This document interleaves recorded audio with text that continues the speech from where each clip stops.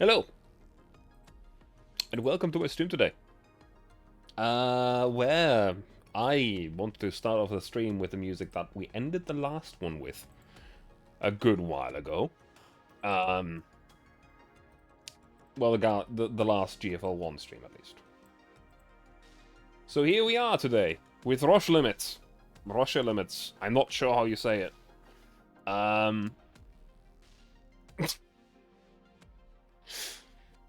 So I honestly have no idea what we're in for today.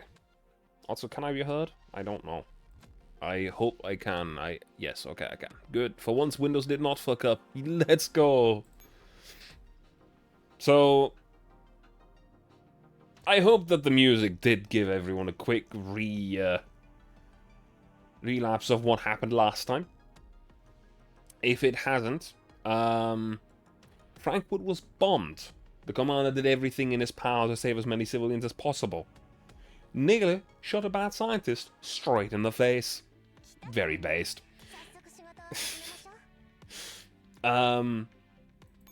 We got all the way to M4/Lunasia, and the event ended. It took way longer to pull the trigger. Hey, she pulled the trigger, and she did not become the next evil scientist. It is GFL1. There is also a GFL2 event running right now, because there is, like, at all times at this point, which I really don't know if I'm a fan of, but it is what it is. I can leave that bitch out, nothing good come from it. But the main part that has, that got people up in arms was the ending of the event. Because Lunesa asked you for one last ride, you get into a tank and drive out, and they find the remains of Lunesa inside the tank. Because she's dead, we killed her, but not us. We're just gone. And nobody knows where we are. People assume we are dead. Which, thanks to GFL2, we know that we're not.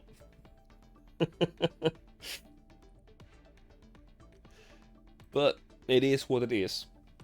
And we're going to figure out how it continues. Because I know that this event, as far as I'm aware, focuses mainly on Kalina.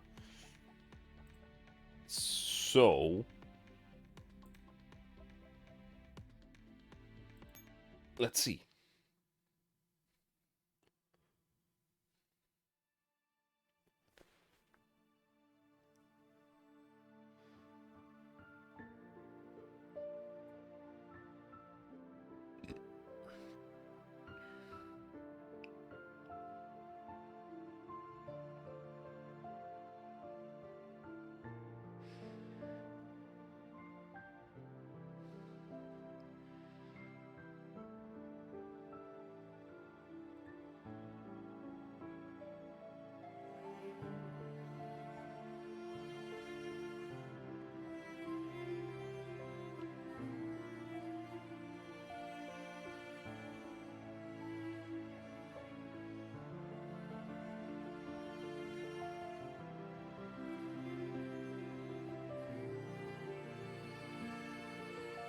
That's a really cool timeline already.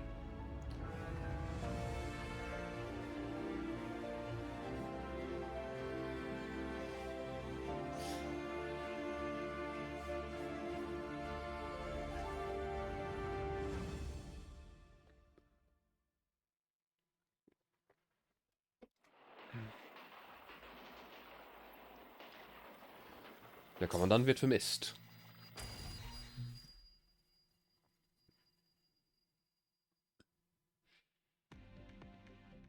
Okay.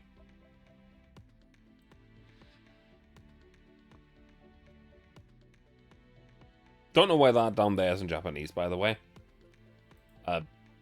No clue.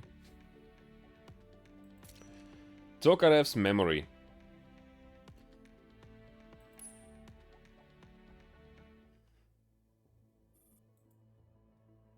Earlier today, an unregistered illegal doll named Dandelion has abducted a commander who had made outstanding contributions in the Battle of Frankfurt. With the commander as hostage, the doll seized a military tank and attempted to storm the White Zone in a terrorist attack. Traffic surveillance shows that the chaos broke out when the vehicle entered the White Zone. It is presumed that the commander engaged the doll in a physical altercation, causing the tank to lose control, crash into a quarantine wall, and explode violently. Inside the vehicle, investigators found numerous doll fragments confirmed to belong to Dandelion. The commander's whereabouts remain unknown.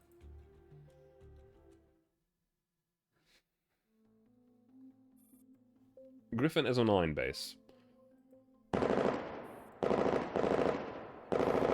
On the training ground, several dolls hold their weapons with blank expressions, repeating the cycle of raising the gun, firing, and reloading with mechanical precision. Tokarev keeps her head lowered as she practices disassembling and assembling a firearm, her movements stiff and robotic. We haven't been training very efficiently today. It feels like we are just wasting ammunition. You'll get used to it. No one really cares how well we train anyway. Keep your voices down. Miss Kalina is coming this way, and who's that next to her? Tokarev turns her head and sees Kalina walk into the training ground with a young person behind her. The newcomer is roughly her age, dressed in a brand new Griffin uniform. A human. Looks pretty young.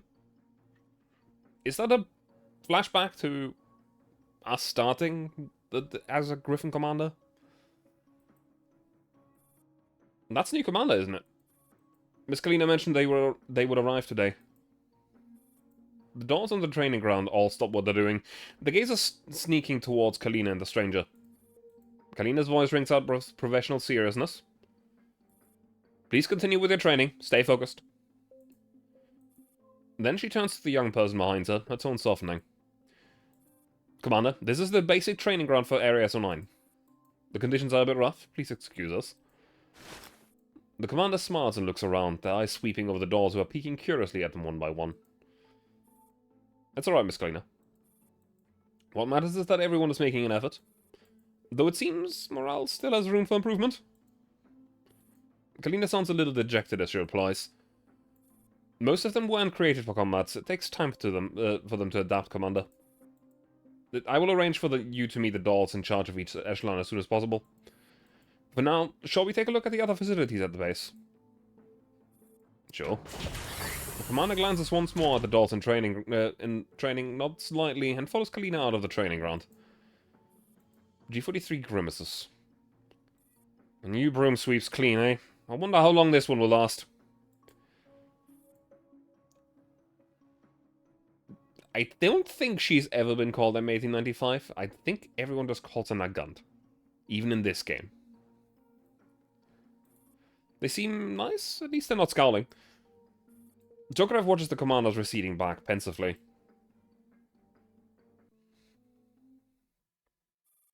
That same noon, after a morning of touring the base, the new commander dines alone in a corner of the cafeteria.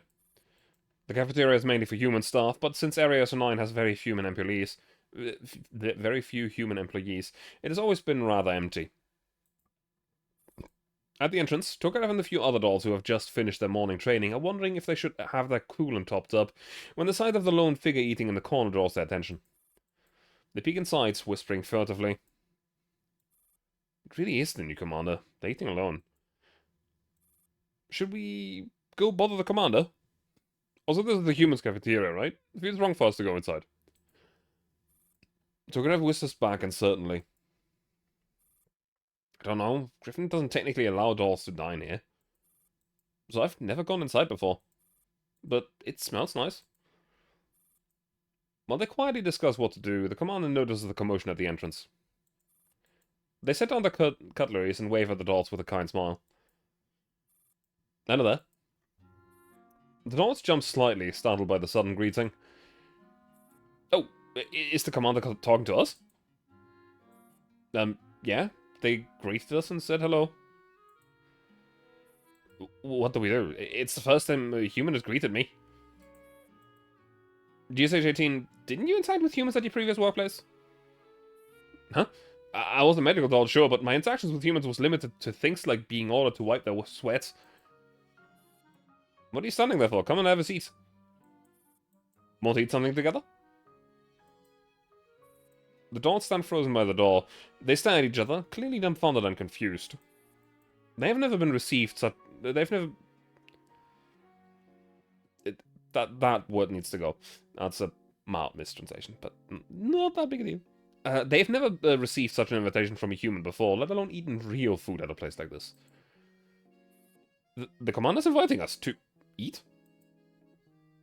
Have you ever eaten food before? I do have a gastro module, but I've never used it. You say, JT, head over there already. Well, why me? Makarov, you go. Tokarev hesitates, but remembering the commander's gentle demeanor, she musters her courage and steps forward first. Commander, hello. May we eat here? The commander doesn't seem surprised by the hesitation. The smile remains in their gesture at the empty seats around the table. Of course you may. Why ever not? You're a member of the base too. After training so hard, you need to replenish your energy. Come, take a seat. Keep me company and let's see how good the catering is.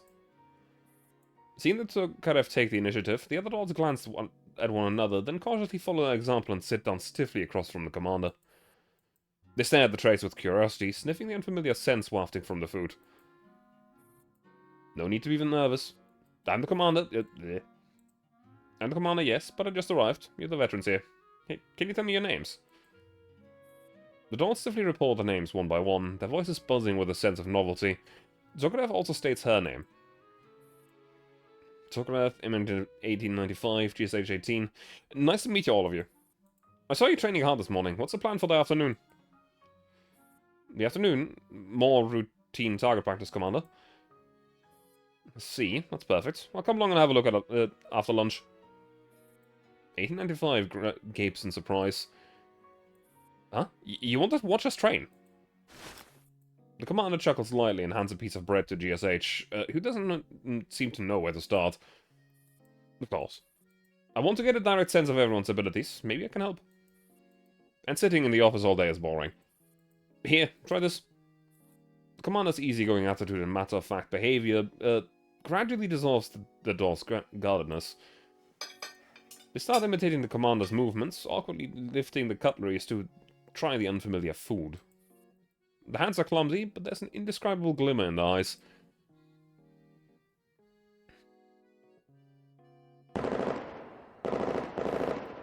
On the training ground, the dolls resume their routine roles. Unlike the numbness from the morning, the movements now seem a bit more lively. Perhaps it's the unexpected lunch, or perhaps it's simply because the new commander is currently standing right at the sidelines. The commander doesn't just watch, they interact with the dolls. The commander seems to be feeling a bit warm after a while. They take off the new Griffin uniform jacket and drape it casually over the railing. They have only a white shirt underneath, with the sleeves rolled up to the elbows. The commander walks up to a doll practicing rapid fire and patiently points out the things she could improve on. Here, try stabilizing your wrist a bit more. Yes, like this. Feel it? The recoil won't throw you off as much. Then the commander walks over to Tokarev, who's practicing firearm disassembly and assembly with quick practice motion. Tokarev, your speed is excellent. But on the battlefield, you might face more complicated conditions, like parts getting muddy or warped from overheating. Try adding some interference simulations during practice to improve your ability to adapt. Tokarev notes seriously and records the advice in her call data. Yes, Commander. I'll bear that in mind. The commander even picks up a training rifle and personally demonstrates several tactical movements. A human may not move with the flawless precision of a doll equipped with a fire control core, but every motion shows practical experience and sincere intention, making them seem deeply reliable. The training ground is abuzz with unprecedented enthusiasm. Mechanical obedience is no longer all there is in the doll's eyes. Gradually there is focus as well as a faint, indescribable emotion quietly forming, something like expectation. Hello, Aaron, though I'm not a pup. I'm a wolf, that is correct. Tokarev watches the commander's back as they patiently correct Makarov's shooting posture. This commander seems different from any human I've met before. A thought flickers across Tokarev's neural cloud. I'm neither a pup nor a cub. Maybe Griffin will become... At that moment, the image before Tokarev's eyes starts flickering violently, like a malfunctioning old screen with static. Scene distorts, blurring as if disrupted by unstable data streams. A harsh electrical buzz rings in her ears. A system crash warning. Her voice breaks with static, thin like a failing transmission. Commander. Tokarev reaches towards the fading scene, but her vision nevertheless grows dim until it is completely consumed by deep darkness.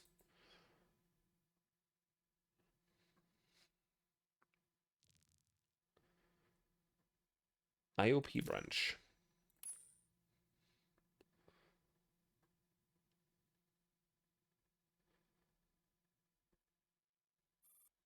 Still have to do this. Um. Oh, I will hide the tail again, and I actually forgot to start the software to do that automatically, so I had to hit the hotkeys. Teehee. Not right now. Do not update right now. Meh.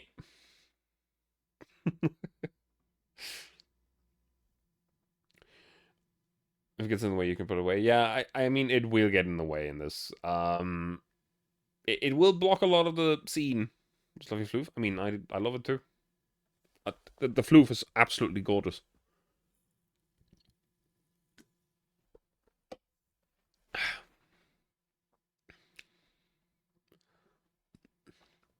Now, while we just had a scene with Tokarev, I do remember that I want to at some point play through some of the events again. I'm not a pub. No. Because there is a very specific scene in one of the events where Tokarev does something, and it's so fucking cool.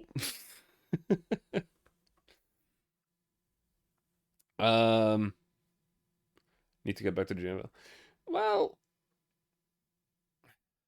I love the GFL1 story, and I know that the GFL1 gameplay isn't for everyone. Many people don't like it. There's also many people that like part of it, but don't like the other part of it, and it could go either way. Like, I don't like the kiting in combat, I like the puzzles of the maps. There's also a lot of people that don't like the puzzles, but they love the kiting. It's a bit of a mixed bag. And then there's GFL2, where the gameplay could be more, but isn't. Um, a lot of the skins are just Guna bait and nothing else. Actually, most of them, unfortunately. If there was at least like a bit of a balance in there, I probably wouldn't mind, because GFL1 has quite the distinct skins in there, but there's also a lot of really just neat ones. Um, Story's picking up in GFL2, so that's nice. Yeah. It's a semi-idle game and you can't change my mind.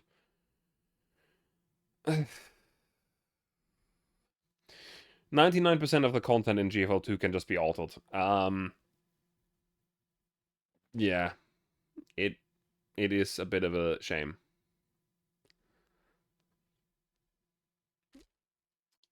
But what can I say? Like, even Gunsmoke, I at this point just select the dolls that will get me the most points and then hit auto and let it roll. It's all I do.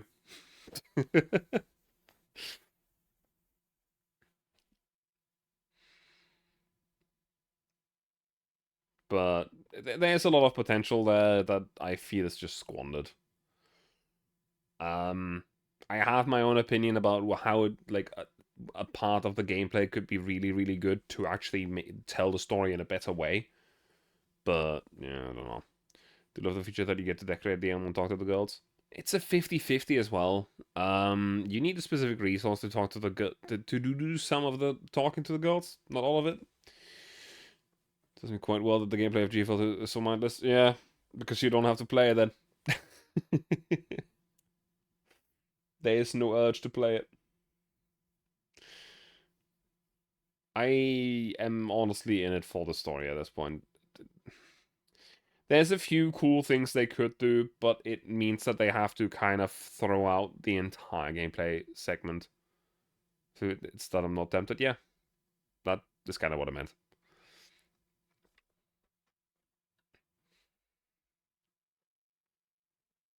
But yeah. I can only say again that that quote-unquote Tarkov mode they have, um, it would make for a way better framework to tell the story, but at this point they don't even bother making unique maps most of the time for the story bits. It's just backdrop number 12 with more of a Tarkov mode. You know what I mean. It's just the original nickname that I got, and I really don't know why. But um, the normal combat maps that you get in the story is genuinely just like random combat map number 12, put some obstacles on it, throw some enemies in there, hit go. That's all the missions are.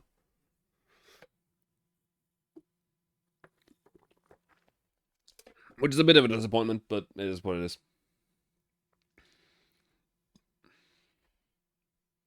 Anyway, let's move on. Darkness. Stillness. Absolute silence. A sharp crack of circuitry connecting cuts through the void. Zukarov's consciousness snaps violently back into reality. The familiar warmth of a system reboot trickles through every circuit in her body. What's the last thing she remembered? Gunfire. Explosions. The commander's voice and her teammates shouting. Zukarov, hang in there. We're almost through. How did she fall behind?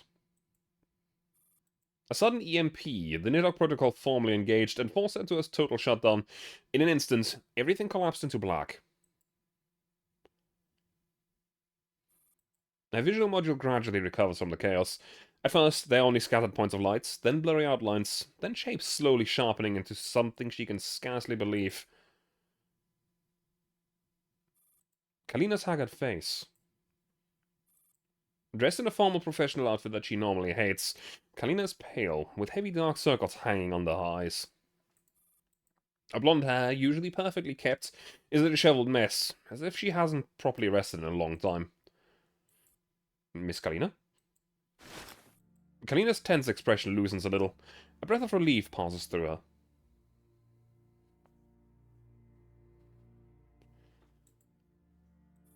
Thank goodness. Thank goodness you're awake. Only now does Tokarev have the capacity to take in her surroundings. She's been packed like a cargo inside a crate. Next to Kalina lies a discarded crowbar, and Tokarev notices the blood-red scrapes on Kalina's slender hands. The crate's lid, previously nailed shut, lies pried open in the middle of the corridor. Rows upon rows of identical crates line both sides of the passageway. Miss Kalina. Tokarev lifts her arm with great difficulty. Her joints feel stiff, as if they were rusted, but she forces it to move and wraps it around Kalina's trembling body. Please don't worry. You don't have to shoulder everything on your own. I'm fully awake now. Kalina takes a long breath, wipes her tears welling up in her eyes, and sombers up. I'm fine, Tokarev. Can you move? Tokarev tests the other parts of her body, trying to ease the side effects of the forced shutdown and improper handling. Everything seems to be in order. I'm ready for combat anytime. Good. I wish I could wake a few more helpers. But, well, you've probably guessed it. I snuck in here illegally. Just to be safe, we should get out of here first. Her voice holds none of her usual vivacity, only exhaustion and a kind of bottomless despair. Tokarev has many questions. She knows this isn't the time, but she needs at least a basic understanding of the situation. Where are we? An IOP warehouse in Frankfurt, a temporary one. And the commander, how did the find end? Shouldn't you be in hospital? Why are you in Frankfurt? How long has it even been? Kalina bites her lip. The fatigue on her face deepens. It's a long story. Let's get out of here first. After that, I'll fill you in on everything. Alright. Now please stand behind me.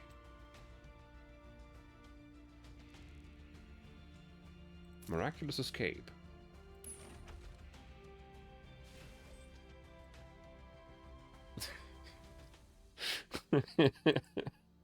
Sneaking box.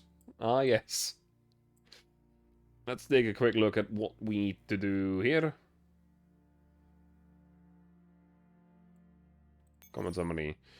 Kalina and Tokarev reach the radar and withdraw. In this stage, Tokarev first to moves each turn do not consume APs. Okay, so Tokarev can move 2 tiles for free. Where is the radar node? Down there.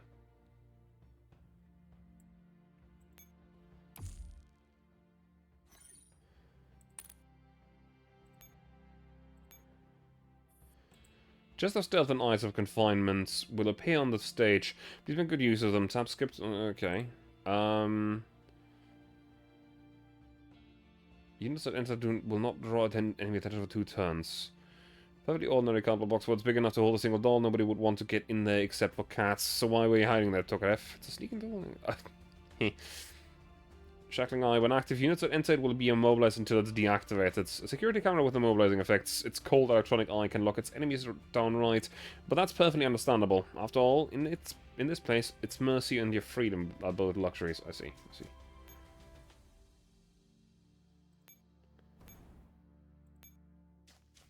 Heh.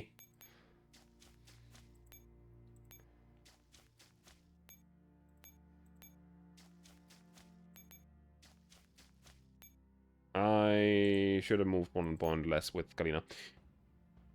But oh well. And the reason why is very simple.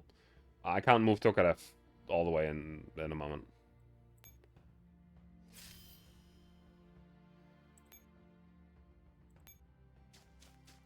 Because over here you will be stopped. Boop. Boopy.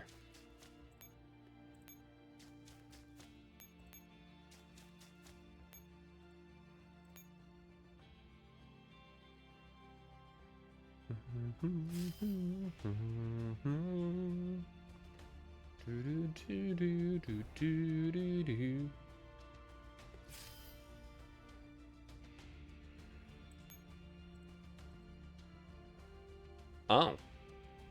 She's still paralyzed. That isn't good.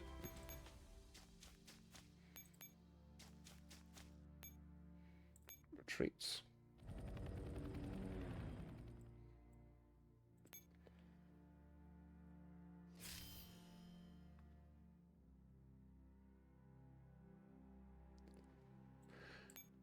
I think I misunderstood how the thing works. I thought it locks it down for 1 turn, but no, I think I have to turn it off. Fuck. I screwed up. Oh well. Blah blah. Get in the box.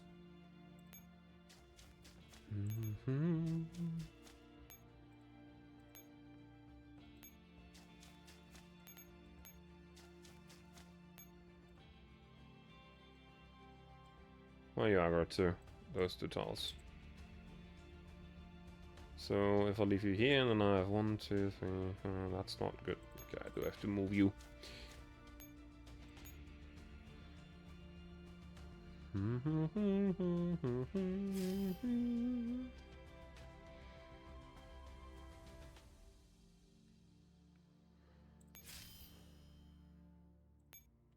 Move Galina.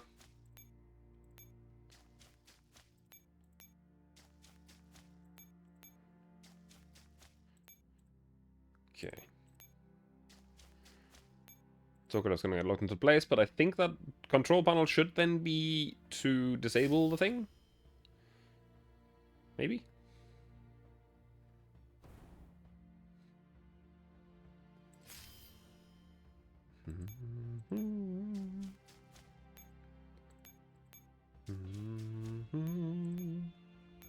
Yes. 1, 2, 3. Okay, that's fine.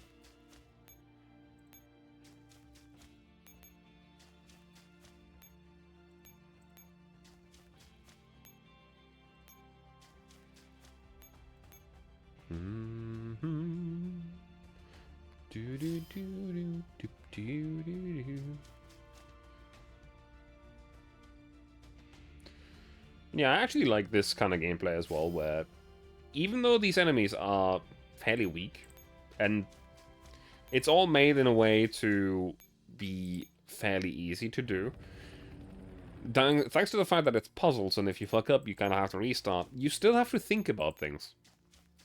Which is very much not the way that it works in GFL2 most of the time.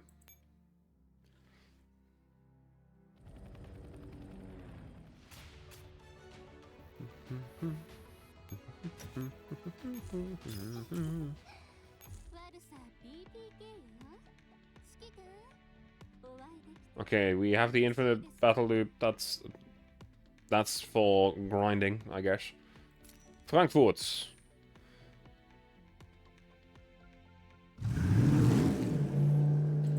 Tokarov watches the streets of Frankfurt blur past the car window. The city, once something she longed to see, feels utterly foreign now. The traces of war everywhere. The roads are scarred, the walls of many buildings are pockmarked with bullet holes. Some have even collapsed entirely. What used to be bustling commercial district is now empty, with only a few pedestrians hurrying through. Kalina's car passes a hastily constructed military checkpoint. A few soldiers lazily wave them through. Judging from their gear and posture, they're clearly a militia unit pressed into service at short notice. The Neo-Soviet garrison is still here? Kalina doesn't answer. Her hands are locked tightly on the wheel, knuckles pale. After driving a whole while longer, she pulls into a quiet corner, letting the car blend into Frankfurt's nightscape.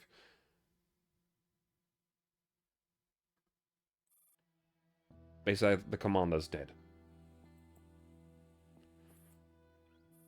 Tokarev, who has been silent ever since they left the warehouse, can no longer hold herself back.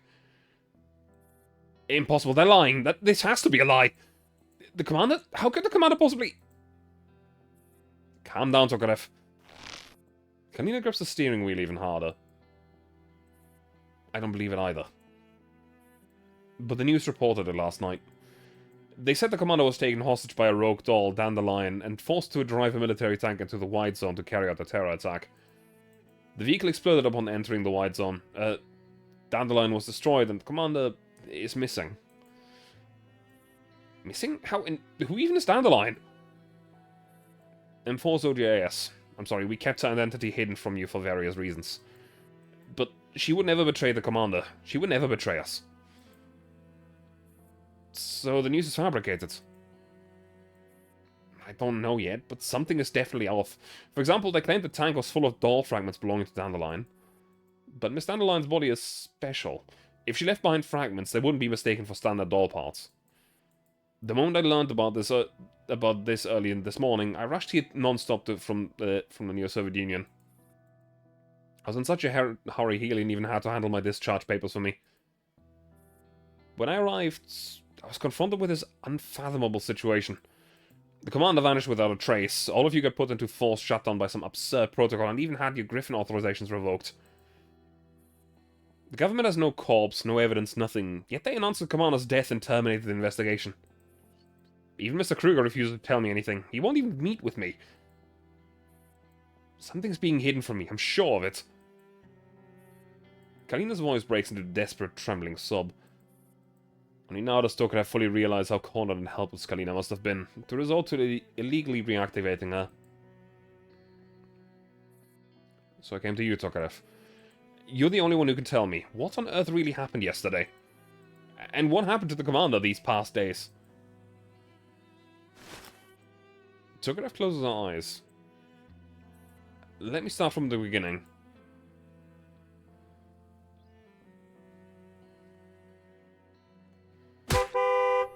That was loud. Jesus Christ. Kalina slams her fist against the steering wheel. The horn blares sharply, starting a flock of crows drawn by the scent of decay. Could they do this? Miss Kalina, please calm down. How am I supposed to calm down? They actually... Kalina forces a deep breath to steady her heaving chest. If I had known, even if I could barely stand, I would have gone with the commander. Your absence was not to blame for this outcome. Even if you were here, I doubt it would have changed anything. But Kalina bites her lip. The commander must have needed someone at their side. She slumps back into the seat, covering her face with both hands, feeling utterly defeated. So much happened while I was in the hospital. Miss Angie, even she... I can't be true either, right? I don't know the details, but I'm afraid that part about Miss Angie is very much true. Kalina turns her face away, maybe to hide expressions, but Tokarev still hears the quiet sobs. I know this is probably all you know about what happened earlier, but I need to figure out... What about yesterday? What happened yesterday? I don't know all the details, as I wasn't allowed to take part in the commander's strategic meeting. But before the protocol activated, meaning the day before yesterday, the commander received a call from some important figure. After that, they summoned us and informed us about the protocol. To prevent the commander from carrying out the next operation, IOP would gradually revoke their command authority over all IOP dots within the following 12 hours. Operation? To eliminate Paradeus and William. And then, the commander let us decide whether to stay or leave. None of us backed down. After that, we followed the commander and fought our way from the Elmo into the White Zone. Or at least, we should have. Should have? In one final charitable gesture, Mr. Javier staggered the activation of the protocol across 12 hours, with its effects spreading from the weakest dolls to the strongest, giving the commander strength for one final battle. I'm sorry, but I'm not one of Griffin's stronger dolls. Before we even entered the White Zone, I lost consciousness. And when I opened my eyes again, it was your face I saw. In other words, you also don't know what happened inside the White Zone, or what happened when the commander disappeared. I'm very sorry. Kalina falls silent, as if the last glimmer of hope has been snuffed out. I'm so sorry, Miss Kalina. Kalina's voice sounds bitter and hollow. No, it's not your fault. I just thought I'd at least find someone who knew something. But in the end, I can't even confirm whether the commander's alive or dead. He's gone for only a few days and everything's changed. I should have been there. I should have faced it all with the commander. Even if it meant dying, I should have been with him. Miss Kalina, please don't say that. If you had been there, the military likely would have restricted your movements, or detained you entirely. Right now, you're the only one still free to seek the truth. Besides, even if I don't know what happened in the White Zone, we do have a lead. If there really was an explosion, there would have been records of formal investigation and body recovery. Even the fiercest blasts leave DNA traces or identifiable remains. But the authorities have no body and refuse to provide evidence. You're right. We need to find proof, Tokarev. Whether it proves the commander is dead or that they're alive, I need to see the truth for myself. We should inspect the site. 1 second.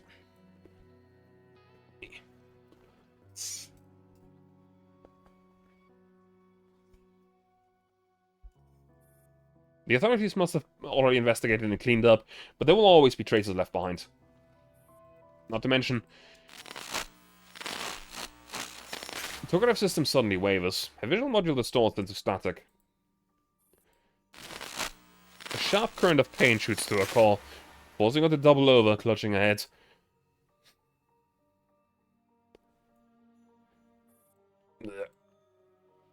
Tokarev, what's wrong? Kalina unbuckles herself immediately and reaches out to steady the collapsing doll. Tokarev! I'm fine, Miss Kalina. It's just some strange data fragments appearing in my system. Probably a side effect of the forced shutdown. Are you sure? If it's a serious system error, we should find somewhere to run diagnostics first. Don't worry, it's already fading. I'll recover soon.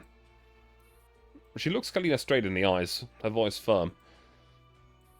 I want to know what happened to the commander too. Everything else can wait, for both of us. Every second counts when it comes to this. Kalina hesitates, but seeing Tokarev's resolve, she finally nods. Alright, but if your condition gets worse, you tell me immediately. I promise, Miss Galina.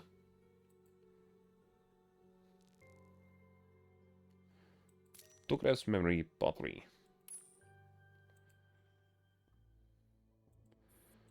Assembly Hall. Hundreds of T-Dots sit quietly in the assembly hall. The crowded space hums with a low, constant vibration. Tograv sits in the back corner, a cold electronic eye sweeping across the room. Confusion, unease, wariness. Those expressions appear on many faces. Makarov's fingertips tapped lightly on the armrest without her noticing. Full base stall assembly. This has never happened in all of Griffin's history, let alone Area 9. What exactly is the new commander trying to do? Tokarev looks down at her own hands. Could be an adjustment to the base defense level? Maybe some new long-term garrison plan. Hey, okay, how are you doing? Either way, it's just another way of issuing orders. Whatever it is, we just have to follow them, right? Tokarev makes no reply. Her gaze settles on Makarov sitting ahead. With a perfect posture and quiet composure, she is an island untouched by the atmosphere around her.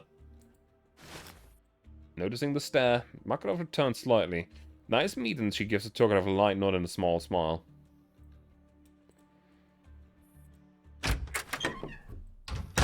The side door swings open. A lively young logistics officer bounces in, her entry accompanied by a bright laugh. Everyone's here. Perfect attendance. Well done, all of you. A splash of warm color bursts into the grey atmosphere. Galina sticks out her tongue playfully, her long ginger hair catching the light dazzling the eye. She hasn't been posted to Area 9 for long either. Behind her, the new commander walks in with composed steps. They aren't wearing full uniform, just a simple white shirt with the sleeves casually rolled up to the elbows and the top button undone. They look quite relaxed. Galina skips to the side of the podium, hands behind her back as she stands a little on her toes. Alright, everybody, relax a bit, okay? Don't sit there just like you're in standby mode. The commander just wants to, talk to everyone? Makarov lifts her head and shares a brief smile with Galina. The commander steps onto the podium and quietly scans the face below. Every face below. Good afternoon. Thank you all for coming. Are they wearing panzer skirts? Who?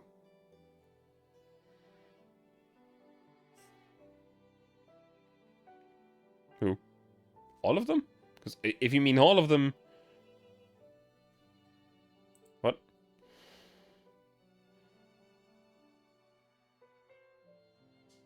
Hmm? Hmm?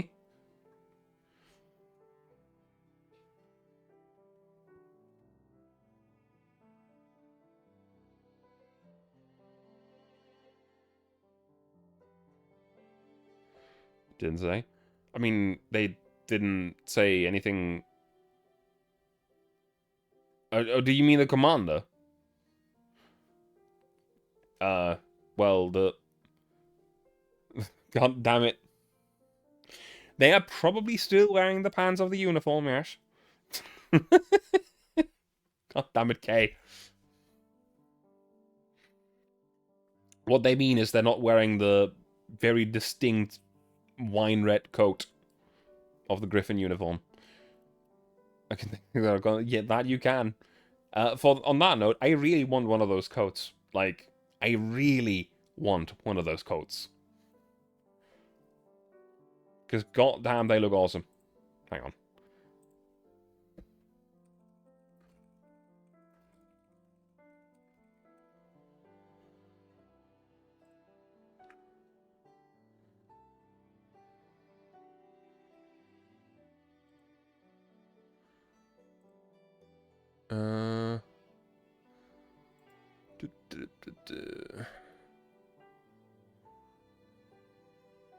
I have no idea where you would even find one of those.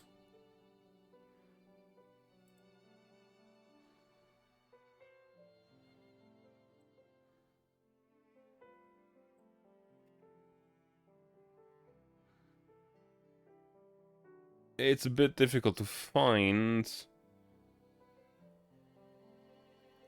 a piece of art with that thing on there.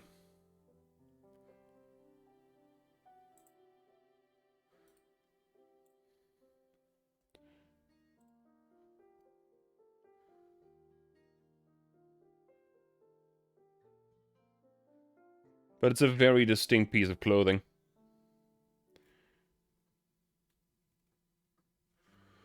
And the funny thing is that there's actually plenty of evidence to various dolls stealing it. That was funny. That was funny. To be fair, that was funny.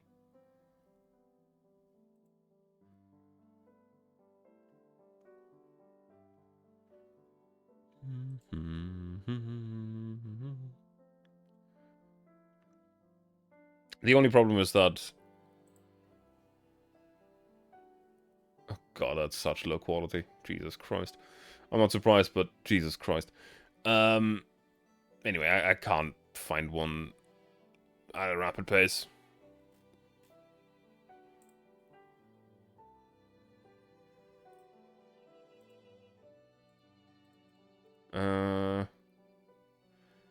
It's not a great picture, I'll be honest. But...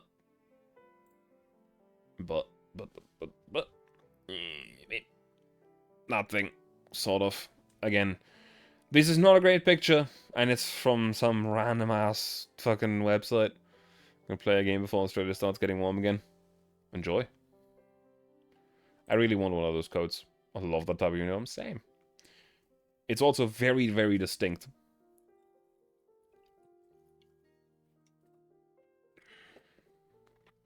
And again, there's plenty of characters in this game. It's very Warhammer. It is just very dress uniform, heavy coat. You know, yeah. And there's very many characters who have, canonically, stolen the Commander's Code to use for themselves. Be it Dandelion, now there's, I've got a name. Mark 23 is her name in GFL 1, but in GFL 2 she has a different name. She also stole one. Yeah, there's plenty. There's also a few characters that just wear one, like Helion.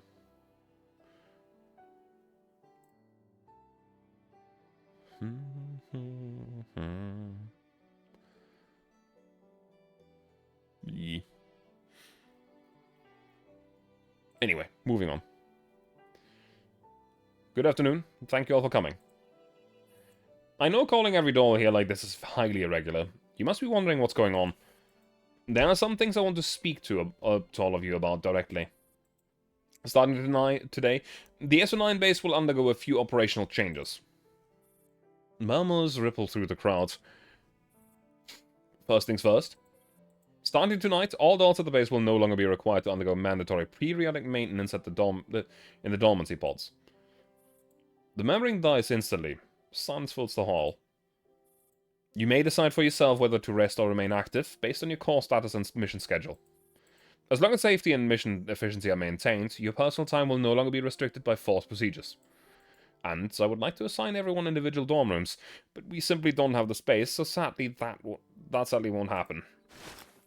GSH subtly turns her head towards AIM 1895 beside her and mouths something silently. 1895 shakes her head stiffly.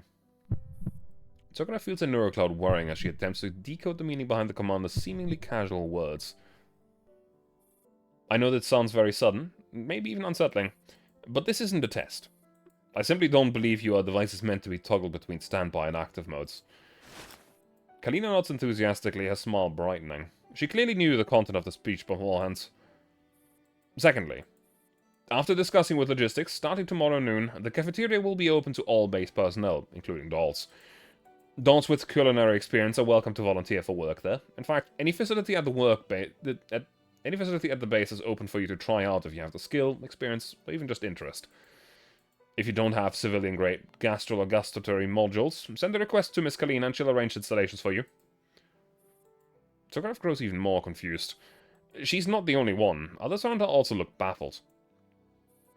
I know that most dolls, or really all dolls, don't rely on external food for energy.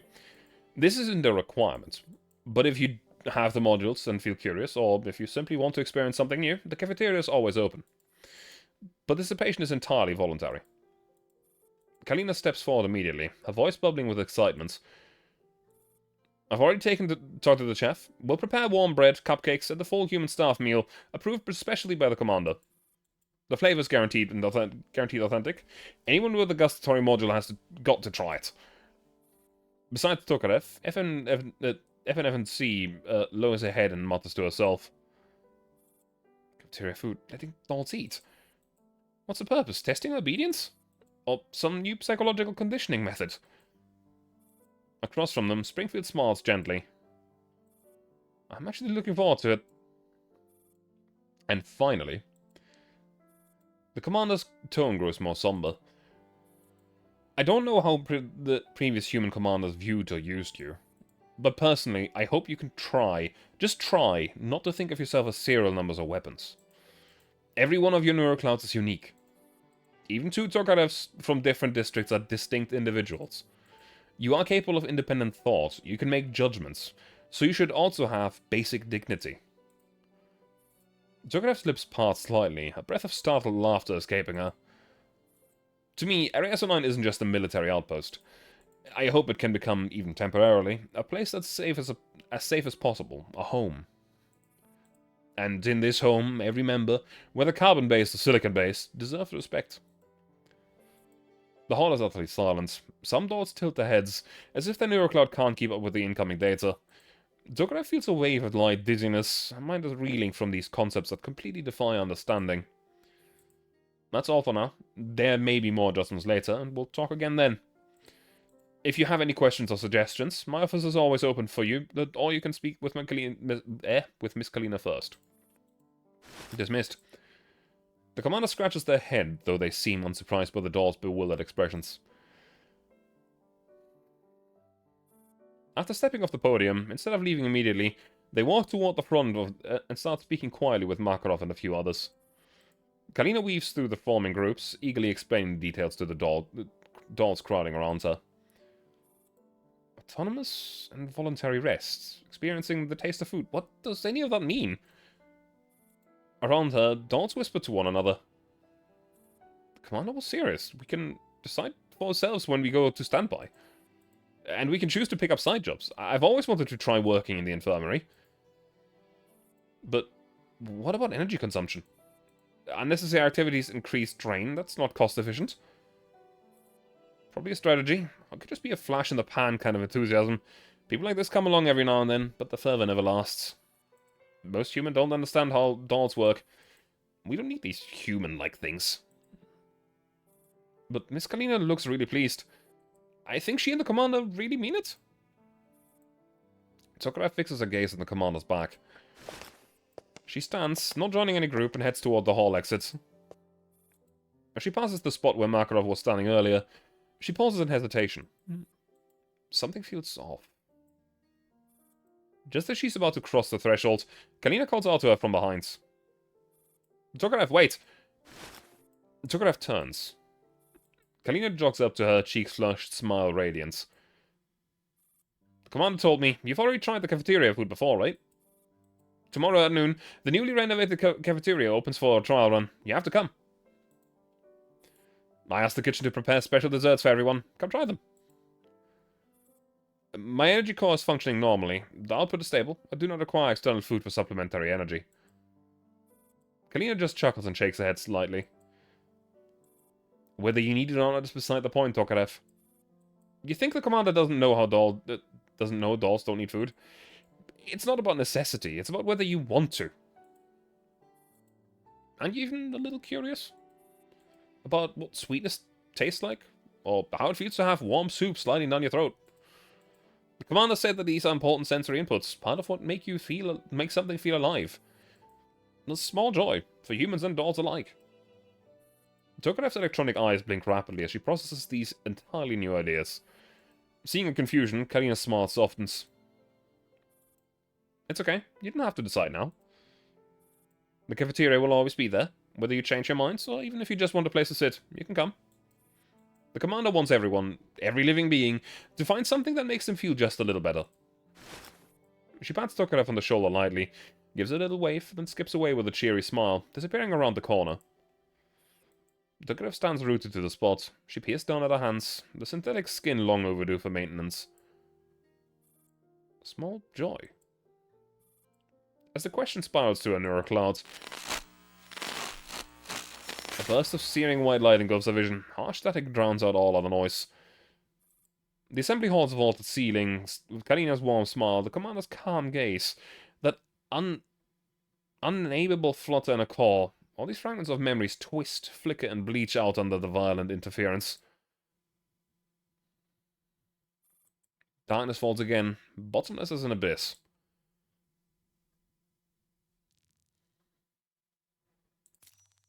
Public enemy.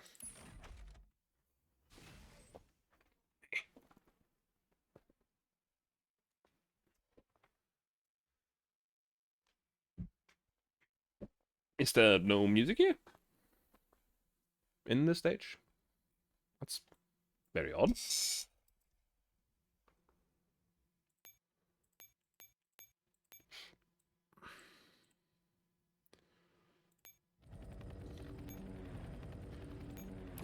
Now this will be a complete steamroll. Rescue and retrieve at least one lost T-doll.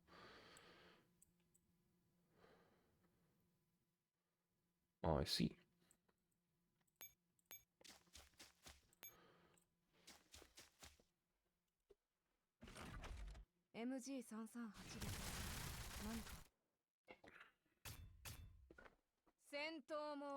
I think something broke because I don't even have the victory music play at the end of combat. I don't think I've ever had a map break at the start of it.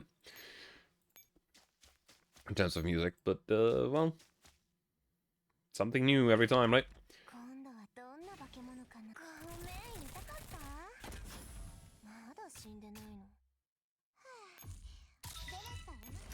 Whoop.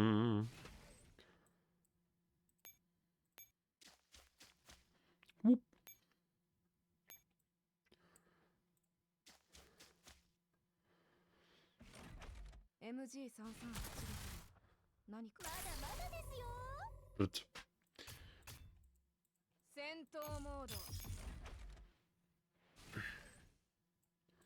let's do the same over here.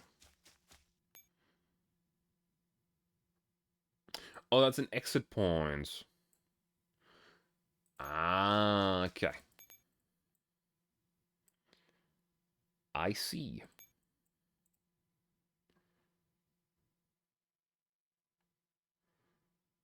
Rescue. Where does this go? Up here. Okay.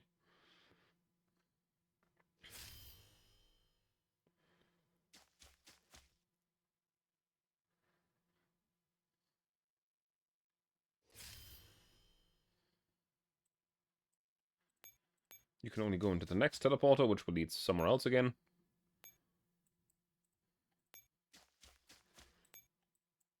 Then let me spawn another group. Because there's gotta be...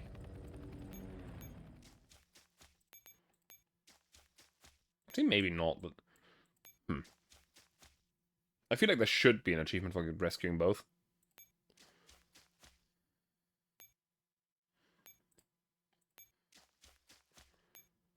So for that, I will need to find a way to get back to the other heliport, I think. Though there isn't any. Kill.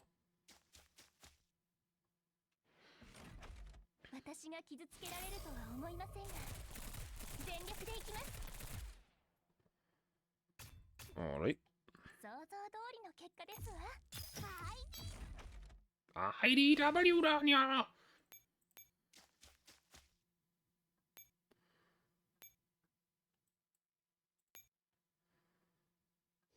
All the enemies are dead, so there is not.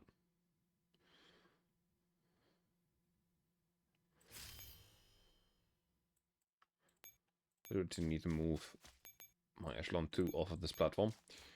Otherwise I can't move anyone here.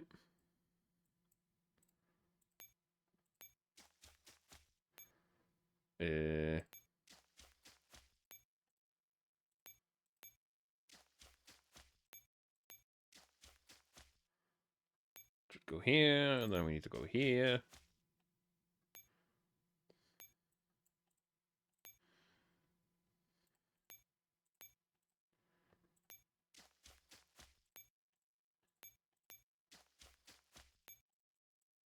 The mission should end the moment that I rescue one hostage.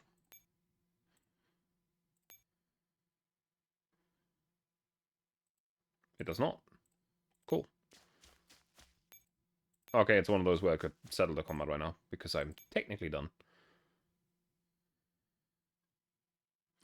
Still feels weird without any music in it. There we go, at least I have the victory tune here.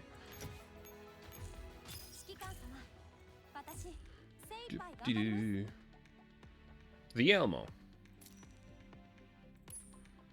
Oh, hang on.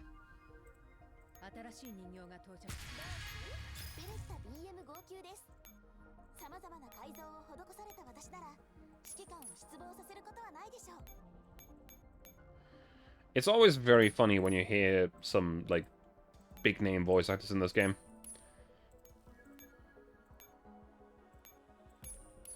Because it's just so unexpected. Yeah. I knew there was an achievement for that. The Elmo.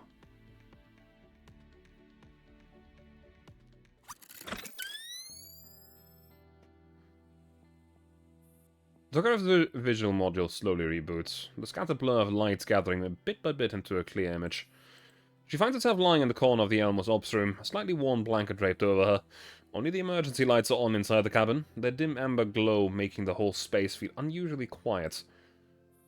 Not far away, Kalina's silhouette sits before the main console. The monitors cast a ghostly blue light across her tired but focused face. The figure stands rapidly across the keyboard. She seems completely absorbed in whatever she's looking through. Tokarev tries to sit up. A faint mechanical scrape comes from her joints. Kalina instantly turns her head, and seeing Tokarev awake, drops everything she's doing and hurries over. You're awake. How do you feel? Is your system running normally? System is functioning normally. Just still a little sluggish. Tokarev straightens herself. Her finger joints click softly as she flexes her arms, confirming all functions have returned.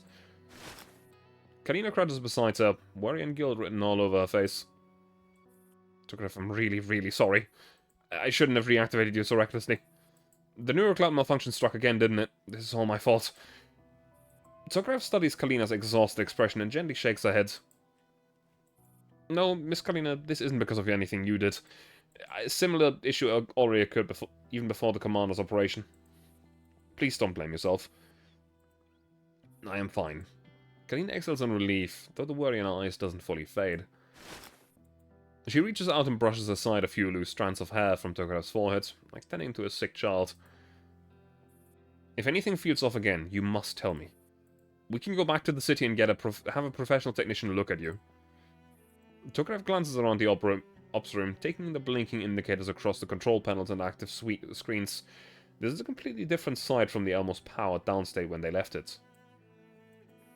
I remember they cut the power to the Elmo. How did you restart the system? A hint of smug pride lifts Kalina's expression. She seems to forget her fatigue for a moment. Well, even though the main power was cut remotely, I checked the main control system and found that the Elmo has an independent emergency backup. As long as you bypass the remote lockouts, you can bring the basic systems online again. She tilts her chin up proudly, eyes sparkling with mischief. Don't forget, I'm Griffin's logistics officer. I know these systems better than anyone. Tokarev nods, genuinely impressed. Even in a situation like this, Kalina never fails to demonstrate an astounding level of professional competence. You really do live up to your reputation, Miss Kalina. By the way, how long was it out? Kalina checks the watch. About 4 hours. When you suddenly collapsed, I was terrified. Luckily, the Elmo had simple doll diagnostics tool. Once I confirmed it was just temporary neurocloud overload, I let you sleep it off. 4 hours. Then time's running short. We need to... Before she can finish, Kalina grabs Tokarev's hand with a sudden excitement, cutting off. Tokarev, I'm onto something. While you were resting, I reviewed the Elmo's internal system logs. She pulls Tokarev's arm She puts Tokarev towards the main console, pointing at the stream of data flickering past the screens.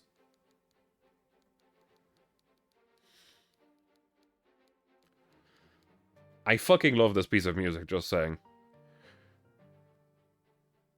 Though, at the same time, it had a very, very specific use case in its event.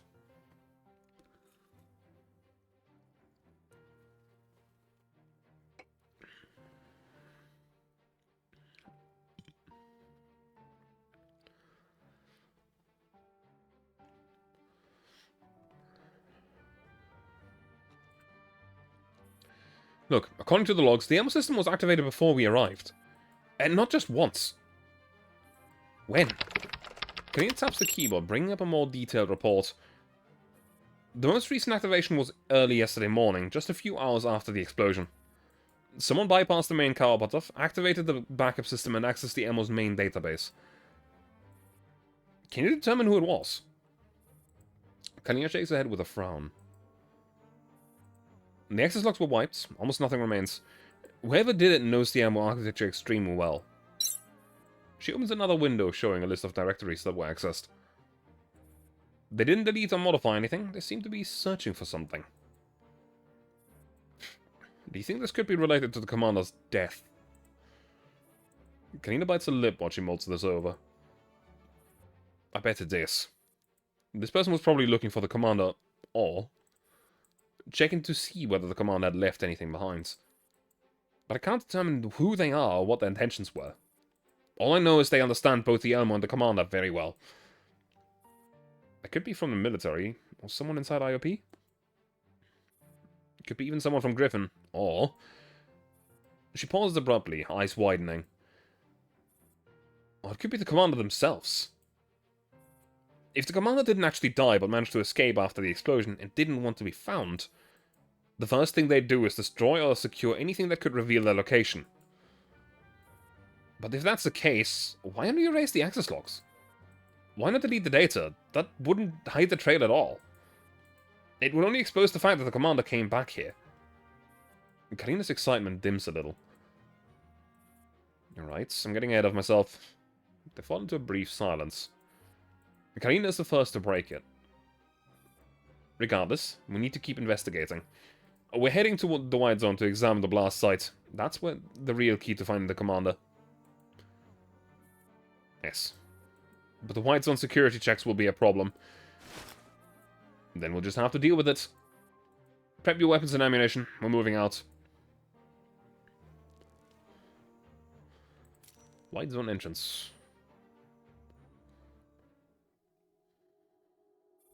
The entrance to the White Zone in Frankfurt is under heavy guard. Several security checkpoints line up in a row, with fully armed soldiers and autonomous security droids patrolling each channel. Ever since the commander forced their way through, the security level has clearly been raised. Tokarev and Kalina stand at the edge of the square beyond the checkpoint, quietly observing the fortified defenses. Tokarev wears a long coat that conceals most of her doll features, but hiding identity completely is impossible. Kalina bites her lip and frowns deeply. This is worse than expected. Those scanners are the newest doll identification models. The moment you get close, they'll flag you. Technically speaking, if I currently qualify as an unauthorized doll, if I'm detected... Kalina, I can hide somewhere nearby. You can enter alone. Kalina shakes her head firmly. No, I need you.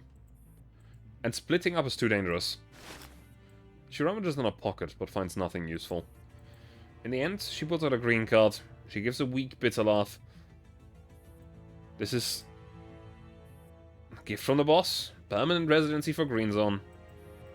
Guarantees me a comfortable life there, but right now it's useless for getting into the White Zone. How did you get in... how did you get in 2 days ago?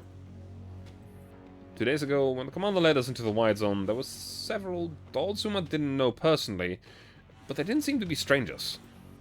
They disrupted the security system using some kind of electronic warfare. A spark of understanding flashes to Kalina's eyes. 4-4. Of course, they would definitely assist the commander. You know them? Kalina nods, then sighs in frustration. I haven't seen any of them since I got here. Not just them, the AR team, Task Force Defy, and other dolls who technically aren't under IOP jurisdiction. I can't find any of them. It's like they all just disappeared. Maybe they're also searching for the commander. Or maybe... She trails off, but Kalina understands the implication instantly. They might already be under government control. The thought drains even more color from my face. Either way, right now we're on our own. I may have to contact Mr. Kruger again. Are you certain? Mr. Kruger's already made it clear that he doesn't want you involved. He talks tough, but he's never refused one of my requests. Not to mention, he cares about the commander too.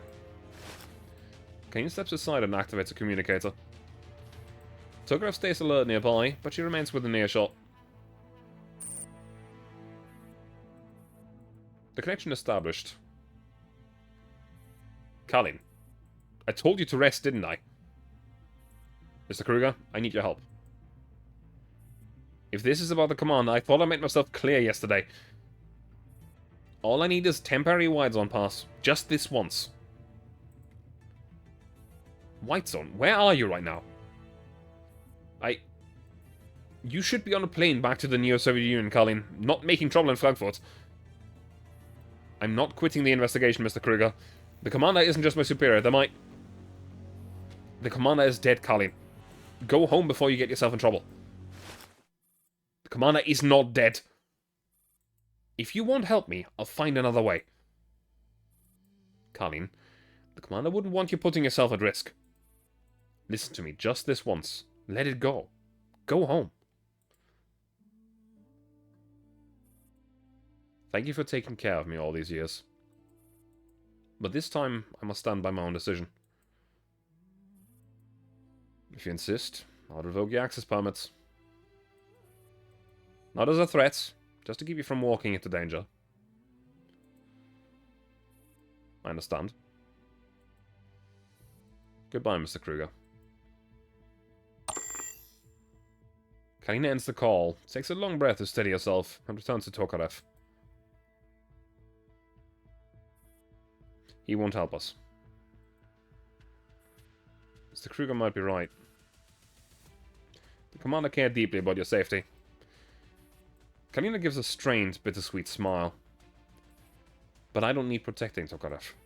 What I need is the truth. I need to know what really happened to the commander.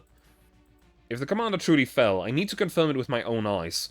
And if the commander is alive, then I can't stop searching. I'll stand by their side.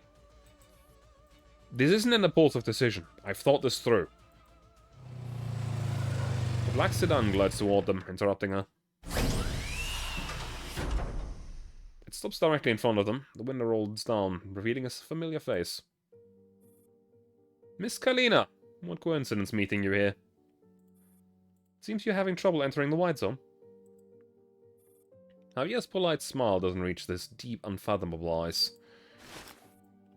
Kalina freezes for a moment, then instinctively steps forward to shield Tokarev behind her. But Javier's gaze has already slipped past her, settling on Tokarev. And an IOP T-doll who's supposed to be deactivated. Now that's an interesting combination. Tokarev's tenses, ready for any sudden threat. Kalina swallows hard but keeps her back ramrod straight. Mr. Javier, I can explain. He raises a hand, cutting off with a half smile. No need, Miss Kalin. I happen to be heading to the White Zone for some official business. If you don't mind, perhaps I can offer you a ride. Huh? Kalina and Tokarev exchange a long look. Neither expected Javier to overlook Tokarev's presence so casually, let alone offer help. His intentions are unreadable. But this may be the only chance to enter the White Zone. Don't worry, I won't hand you over to anyone. I'm merely offering assistance. But you don't have much time. Security will notice this little scene soon. Kalina takes a deep breath and comes to a decision.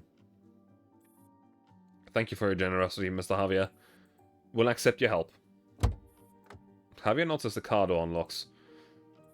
Then get in. This time is short, isn't it? Kalina and Tokarev approach the vehicle. Tokarev scans the interior for potential threats. Despite their unease, they have no choice but to bolt this car toward the White Zone, toward the place that might hold the truth.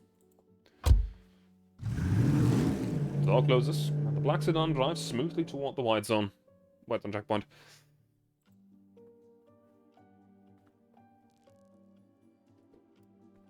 Okay.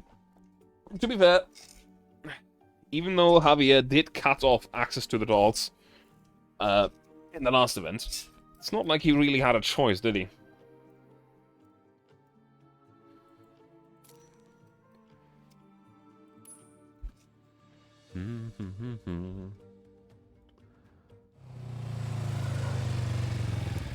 As the black sedan passes through the checkpoint, Javier's driver merely presents an ID card, and the security personnel immediately snap to attention and salute, then let the vehicle through without even asking to stop for a scan. Kalina sits rigidly upright in the back seat, tension etched into her posture. Tokarev is perched right beside her. The atmosphere inside the car is unnervingly quiet. Javier's gaze rests on Kalina, deliberately avoiding Tokarev's presence, as if the seat next to her is empty. Are you feeling better now, Miss Kalina? You still don't look fully recovered. Kalina pauses, clearly not expecting such a casual opening. Thank you for your concern. I'm doing much better. Javier nods as the car glides smoothly through several intersections. The scenery inside the white zone is completely different from the outside world. Wide, clean roads, uniform modern architecture, and occasional autonomous patrol droids. Yet traces of war remain. Repaired bullet marks mark the walls of buildings, and some structures lie collapsed in ruins. I trust you have already seen Mr. Kruger. I haven't had the chance to visit him himself. I haven't had the chance to visit him recently due to work. I hope he's still in good health. Kalina watches him carefully, trying to discern his intents. He's doing alright. Still recovering, but nothing serious. Javier lets out a soft chuckle, fingers tapping lightly against his cane. He's a stubborn old man, just like the most of us. But he's always taking good care of you. He treats you almost like a daughter. Kalina glances briefly at Tokarev, then looks back at Javier, her unease deepening. Mr. Javier, I appreciate your help, but why are you helping us? Javier meets her gaze, his expression calm yet unfathomable. I believe everyone has a right to seek the truth, Miss Kalina. Especially when it concerns someone they care about. Sedan passes down a broad avenue and enters the central area of the wide zone. The buildings here rise taller, and the military presence is far more visible. The streets are sparsely populated, stripped of the former bustle. Shops and restaurants stand shuttered, with only essential facilities still operating. The air itself feels tense. Then Javier speaks again, unhurried. I am truly sorry about the commander. Kalina's body stiffens instantly, her hands clenching into fists. The commander was an exceptional individual, a visionary. I regret that things came to this. The commander isn't dead, are they? You've imprisoned the commander, haven't you? Tokarev shifts instinctively at Kalina's blunt question. Unexpectedly, Javier shows no sign of anger. He simply shakes his head slowly, that inscrutable smile still in place. Miss Kalina, you know that there are questions I cannot and will not answer. But I can tell you this. I have always regarded myself as the commander's friend, and yours. Javier brings the car to a stop at the edge of the wide plaza. From here, a cordoned-off area is visible in the distance, sealed behind layers of security tape, the apparent site of the explosion. I believe this is where you wish to go. Kalina looks at him in surprise. Mr. Javier, I suggest you don't stay too long. While I can get you through the checkpoints, lingering at the site will draw unwanted attention. I wish you good luck, Miss Kalina. Kalina hesitates, then nods and opens the door. Thank you, Mr. Javier. She and Tokarev step out of the car. The black sedan pulls away almost immediately, disappearing into the streets of the wide zone. Tokarev remains beside Kalina, scanning the surroundings to make sure it is safe before finally speaking up. Mr. Javier is strange. He knows I was illegally reactivated, yet pretended not to notice and even helped us. Must have already guessed what you're trying to do. Kalina looks in the direction in which the car has vanished with her brow furrowed. I don't know what he's after either. I have a feeling that he's hinting at the fact that the commander... A sudden stab of pain cuts Tokarev off. Another fluctuation strikes a neural cloud once more, sending a memory fragment scattering like snap beads before reassembling again. Tokarev, are you alright? I'm fine, just a minor system fault. Tokarev shakes her head, forcing the pain back down. This isn't the time to worry about that. We should head to the explosion site and investigate while we still can. Kalina hesitates, but seeing the determination in Tokarev's eyes, she finally nods. You're right. We need to move.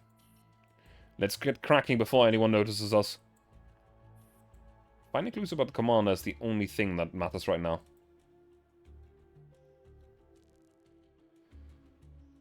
Secret infiltration.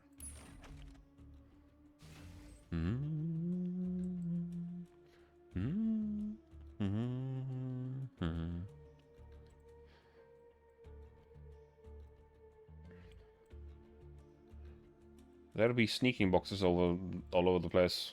Do I need to get to... Yes, I do need to get them down there. Alright.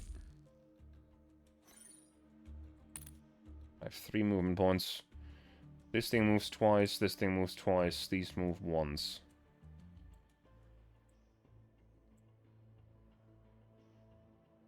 Okay. Alright. Should be able to reach there.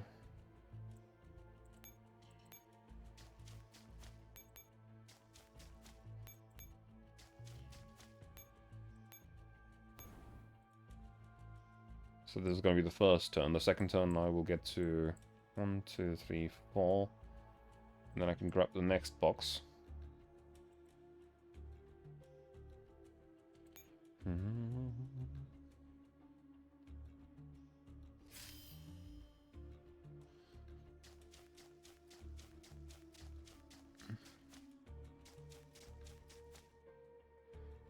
No, I can't grab the next box yet.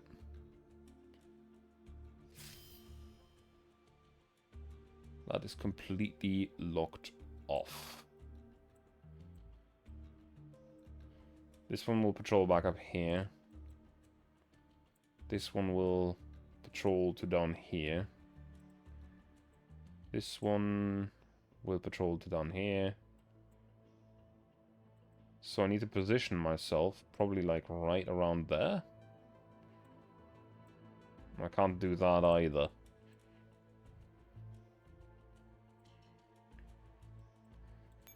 This box will still last until the end of the turn. So in theory, I should be able to just place myself right at this intersection and not get smacked. I think.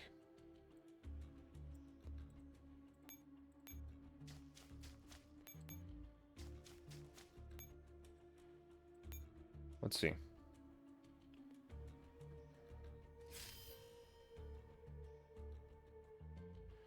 Because I should move first. Nope, nope, nope. Okay. No.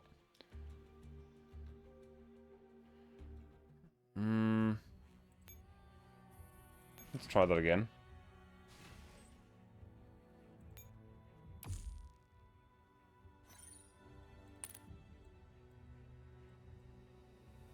Two, three, that's also not good. So I do need to go up here, probably. Unless I don't need to grab the thing in the first turn.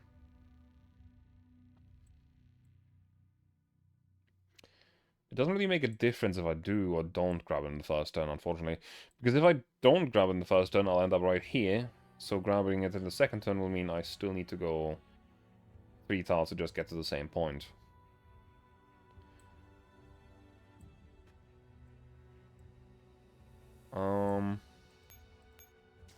So let's start off the same way again.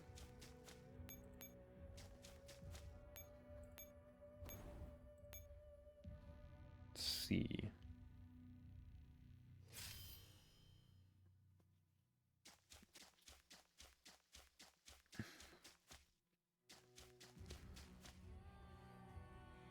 Pretty sure that these maps don't really have any music assigned to them because, as you can hear, I'm still hearing the the Lost music, so there is music playing, just not anything specific for the mission.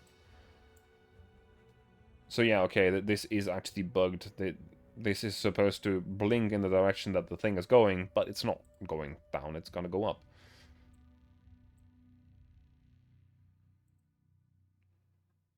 Hmm.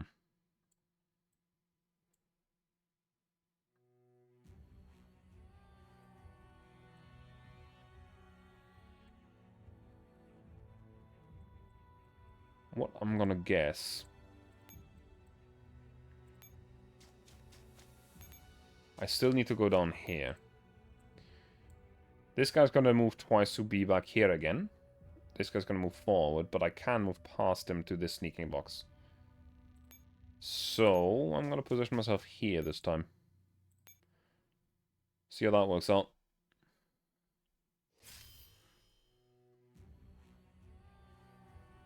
It's just gonna repeat the Lost music over and over now. Funny.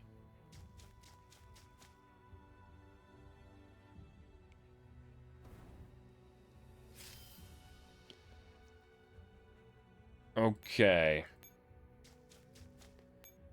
Pretty sure...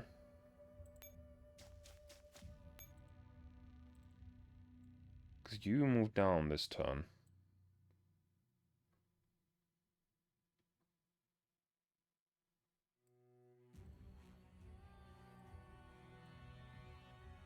You're gonna move twice, so you're gonna run into me if I stay here the way it is.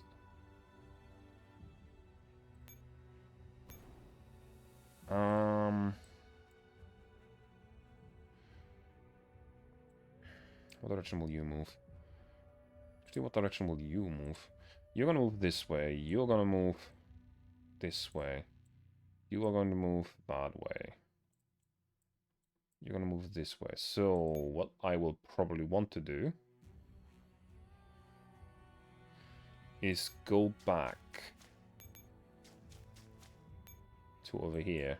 Because she's in the sneaking box, she won't aggro anybody. But I should have a straight shot to the radar post this time. While any other path would have been blocked off. Very good.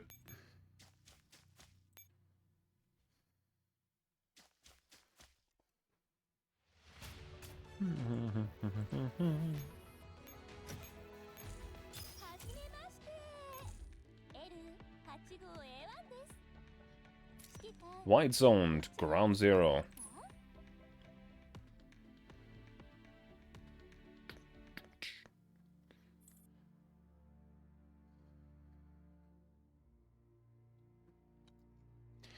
Seeing this image used for this is just immediately conjuring up images. Because this image has, as far as I'm aware, only really been used for one other scene. Hang on.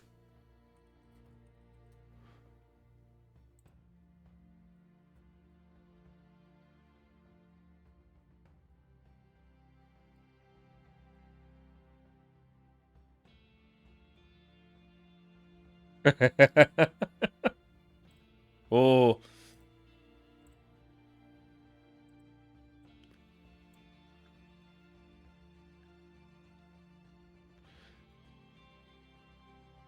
I am, in fact, correct. Because it's this.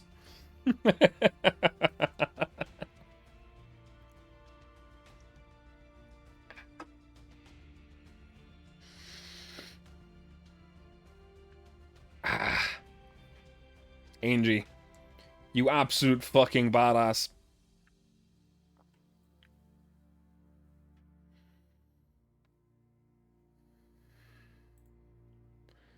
Perimeter to the restricted area. Wide zone. Tokarev and Kalina crouch behind a stretch of rubble, carefully observing the cordoned off site ahead. The entire area is sealed tight with temporary fencing and warning tape. A fully armed soldier stands guard every 30 meters. Several military vehicles are parked along the perimeter. Soldiers gather in small groups, chatting occasionally, but none of them venture deeper into the site itself. The security deployment is surprisingly lax. They seem focused on solely keeping civilians out and show little concern for what's inside. That's rather strange. But alright, an incident of this magnitude should have professional investigators swarming the scene. Maybe they've already finished investigating? Or perhaps they never intended to investigate at all. Tograv's electronic eyes sweep rapidly across the restricted zone, mapping the guard post positions and patrol routes. There's a section of fencing on the west side near a construction site. The view is blocked by building materials. There are 2 soldiers on the east side, but they rotate off the post every 15 minutes. We can use that gap to slip in. Karin nods, but Tokarev notices a pillow and trembling hands. Miss Kalina, your condition? I'm fine. We don't have much time. This is a battlefield, Miss Kalina. Please follow my instructions. Keep your steps light and stay low. If there's a danger, get down immediately.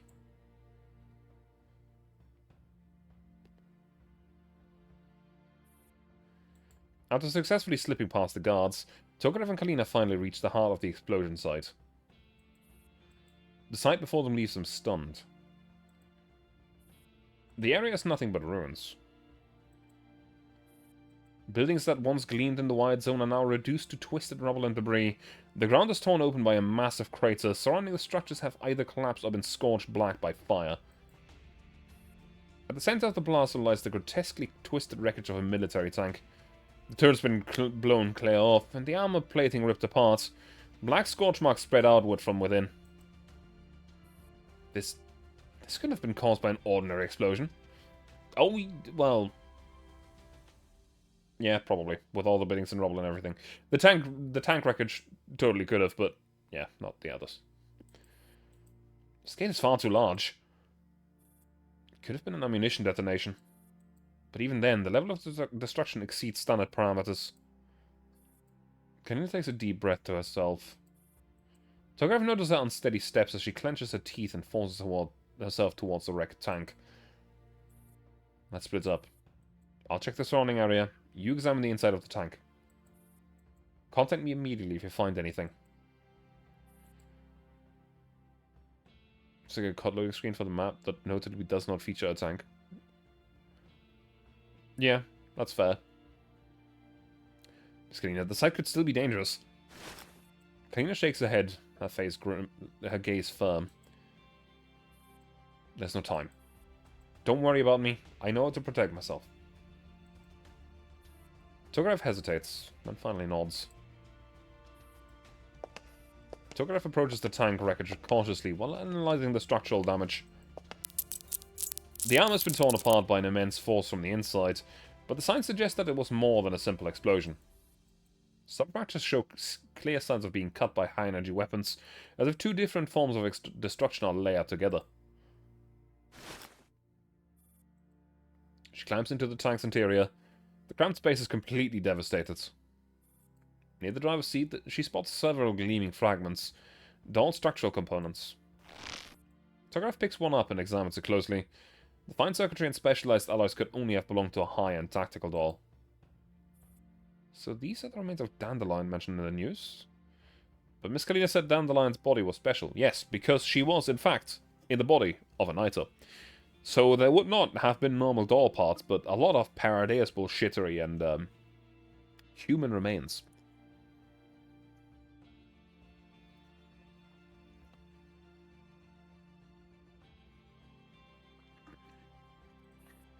These parts here are sophisticated, yes, but there's nothing unusual about them. What troubles Tokarev more is the fragments are simply left behind.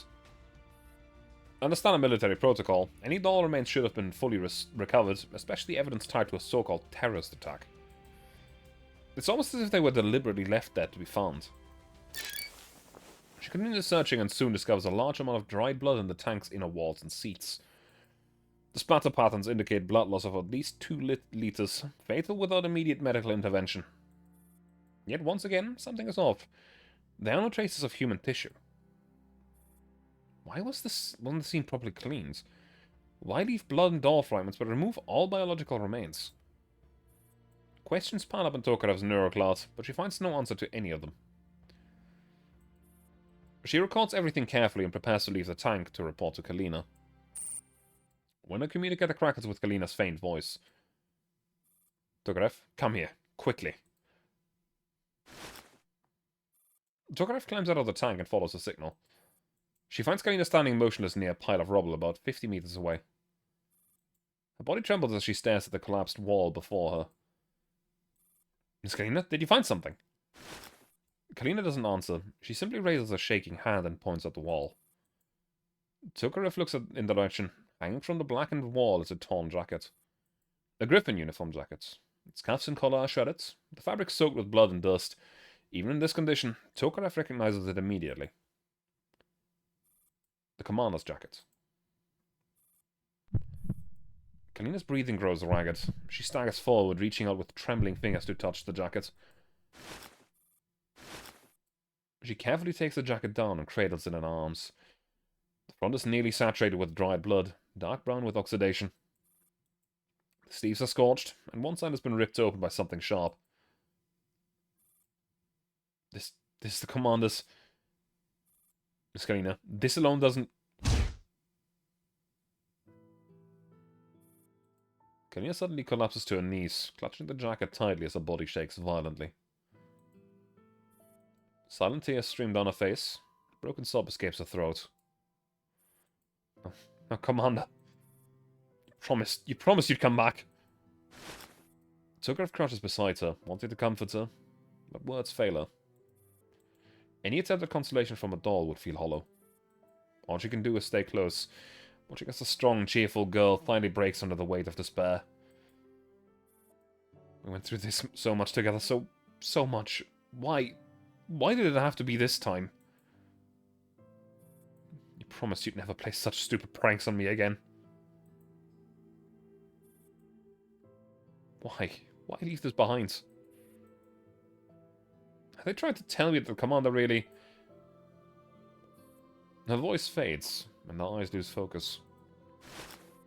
Tokarev immediately senses something wrong and catches Kalina as her body slumps forward. Miss Kalina! Kalina's eyelids flutter shut. Her lips tremble as if she wants to speak, but no words come. Her body goes limp as her consciousness slips away, her fingers still clenched tightly around the blood-stained jacket. Tokarev quickly checks her vitals. Her pulse is weak but stable. Her breathing is rapid, and the face looks deathly pale. Preliminary diagnosis: severe exhaustion combined with psychological shock, resulting in temporary collapse. Carefully, Tokarev lifts Kalina into her arms and looks once more over the devastated ruins. In the distance, soldiers outside the restricted zone seem to have noticed something and begin moving in their direction. Hang in there, Miss Kalina. I'm getting you out of here. Kalina still gripping the uniform jacket. Carrying an unconscious companion, Tokarev slips silently into the shadows of the ruins, disappearing from sight.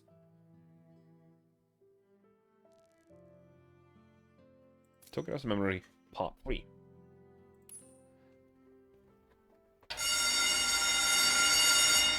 Jesus Christ, that was loud. The shrill ring of an alarm slices through the silence of the training grounds.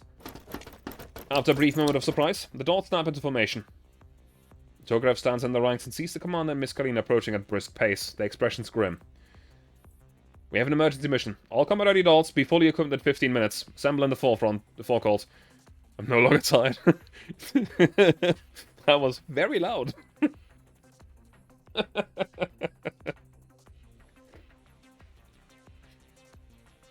Done with all the real show ring. Yeah, I know, right?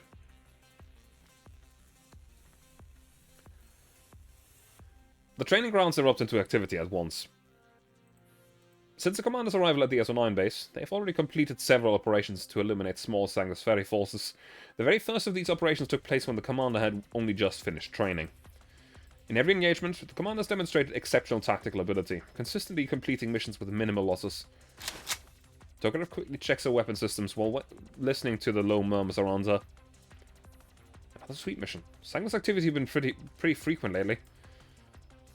I heard this one's different. It's a rescue. A rescue? Who needs rescuing? Oh, could it be Scorpion? I heard she was attacked by a Sanguis ringleader. Tokarov glances toward the commander, speaking with Kalina nearby, sensing a tension unlike anything before. Forecourt, Griffin base in Area S09. 30 minutes later, several armored vehicles are ready to go. On the landing pad, helicopter rotors spin up one after another. The commander stands before the assembled dolls, an expression more severe than Tokarev has ever seen. This mission is different from our previous operations. We've received an urgent order from above to rescue a special T-doll trapped in Sanguisferi-controlled territory. Her codename is M4A1. A ripple of quiet conversation spreads through the ranks. Tokarev looks around, puzzled. The designation sounds important, yet unfamiliar. This doll carries extremely critical intelligence and must be extracted safely. Sanguisferi has already deployed elite units to hunt her down. We must reach her before they do. Kenny steps forward beside the commander and displays a tactical map. According to Intel, M4A1 was last seen in zone T6 of Area S09. She's managed to lie low for now, but Sanguisferi's encirclement is closing in. We need to locate her before the ringleader does and extract her safely. This mission carries a high level of risk. Enemy firepower will be heavy. If anyone wishes to withdraw, speak up now. No one will blame you. Tokarov scans the formation. Not a single doll steps back or raises a hand. Unlike before, they now understand that the commander's offer of refusal is genuine, but they choose to follow them into battle anyway.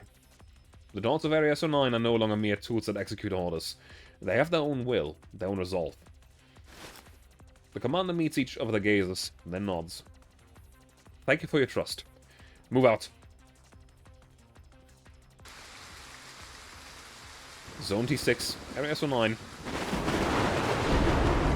Torrential rain pours down, turning the roads into thick mud and making movement extremely difficult. The armored convoy halts roughly 5 kilometers from the objective. The dolls disperse and take concealed positions. Rain drums against Tokarev's armor as she lies prone on the elevated ground, observing a Sanguisferi outpost through her scope. SF Patrol, 2 o'clock. 5 infantry units, 1 hunter type. Confirmed. Hunter type locked on. Commander's calm and steady voice comes through the comms. Squad Tokarev, prepare for feint attack. Springfield, hold fire until my signal. G43 and M1985, 1895, stand by to support. Roger. Ready for feint attack. Tokarev's neurocloud kicks into high gear. She calculates the optimal attack vectors and fire distribution. For some reason, she feels an unfamiliar surge of acceleration. This operation isn't about eliminating enemies, but rescuing a comrade. It's just hit different. Go.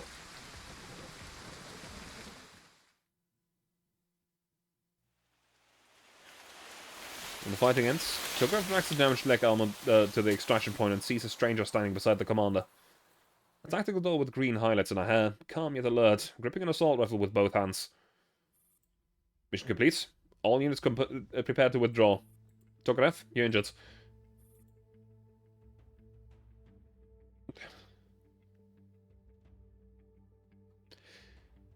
You know, after playing this game for this long, whenever a piece of music plays again, after the first time it has played,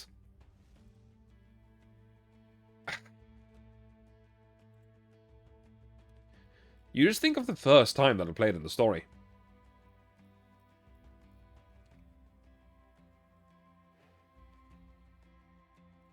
And this piece of music has played the very first time. As... What was the task force called at the time? To assault the Paradeus Tower.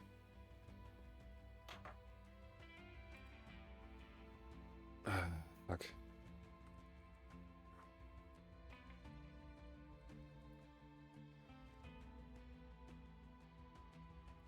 Avernus. That's what it was. Operation Murametz.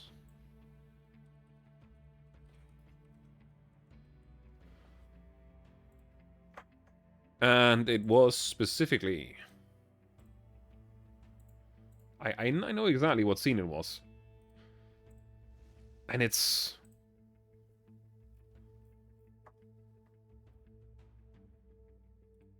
It's that final scene of calm. .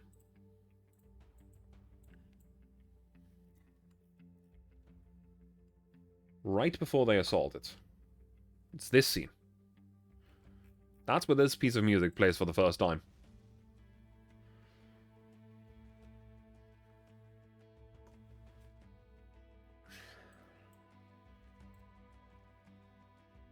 Dang it.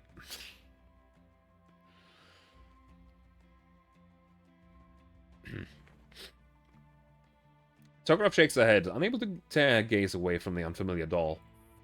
She feels a strange sense of familiarity, even though she is certain she has never seen her before. The commander gestures towards a newcomer. This is M4I1. Starting today, she will be joining us as SO9.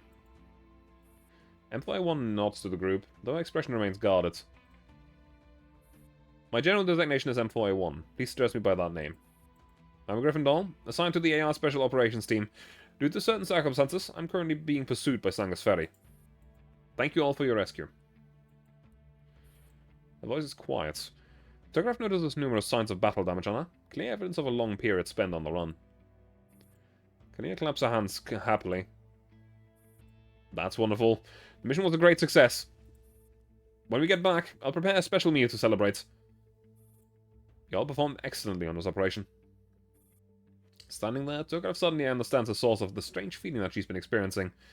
The idea of fighting for someone else. Not for orders, not for programming, but to protect someone. It's a completely new experience, something she has never felt before. Fills her with joy. DSH and the other dolls crowd around M4, greeting her warmly. Tokarev watches the scene, a quiet sense of fulfillment welling up inside her. And yet... As Tokarev watches M4 standing beside the commander, a sharp pain suddenly pierces her neural clouds. Move, Tokarev. The electric sting surges again. Her vision flickers and breaks apart. She struggles to grasp the illogical fragments of memory, but darkness floods in a rising tide, swallowing everything whole. White Zone Hospital.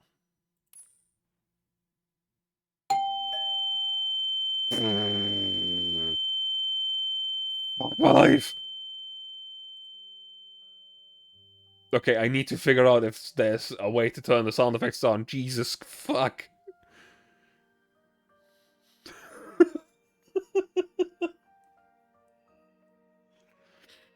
Ah!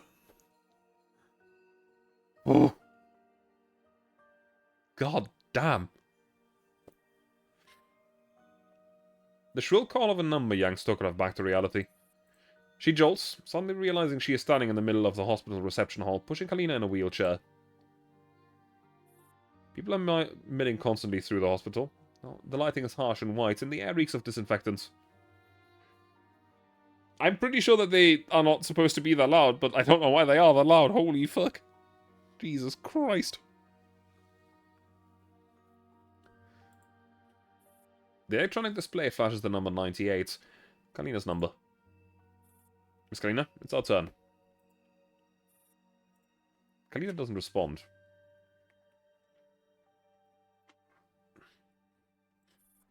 She sits quietly in the wheelchair, both hands clenched around the blood-stained Griffin uniform jacket, her gaze hollow as if she hears nothing at all.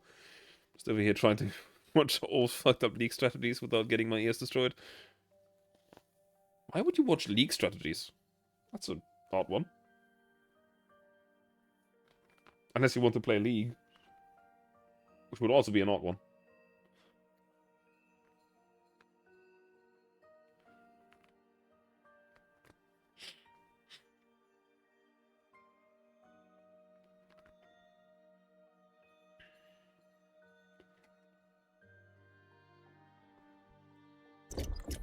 Tokarev lets out a soft sigh and pushes the wheelchair towards the examination room.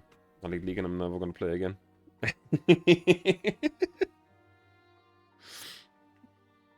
That's fair.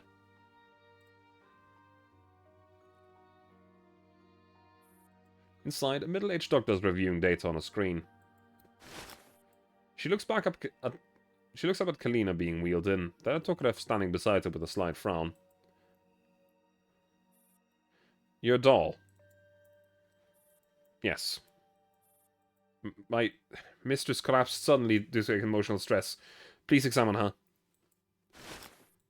The doctor steps forward, checks Kalina's pupil with the pen light, then measures her blood pressure and pulse. What I'm watching is 7 years old and it's not going to work anymore, but it's nostalgic. I see, I see.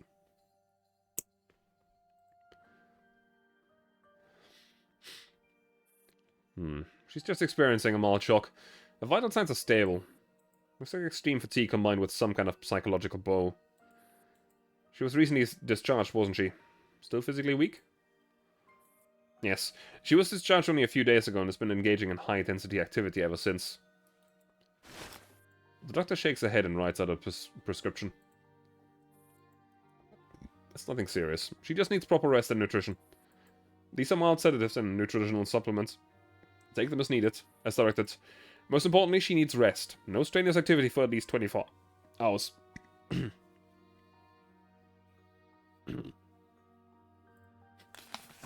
Tokarev accepts the prescription and nods. Understood. Thank you, Doctor. The doctor hesitates, then adds quietly. Things have been unusual lately. You all should avoid moving around the White Zone too much. A lot of people aren't very friendly toward your kind. Thank you for the warning. We'll be careful.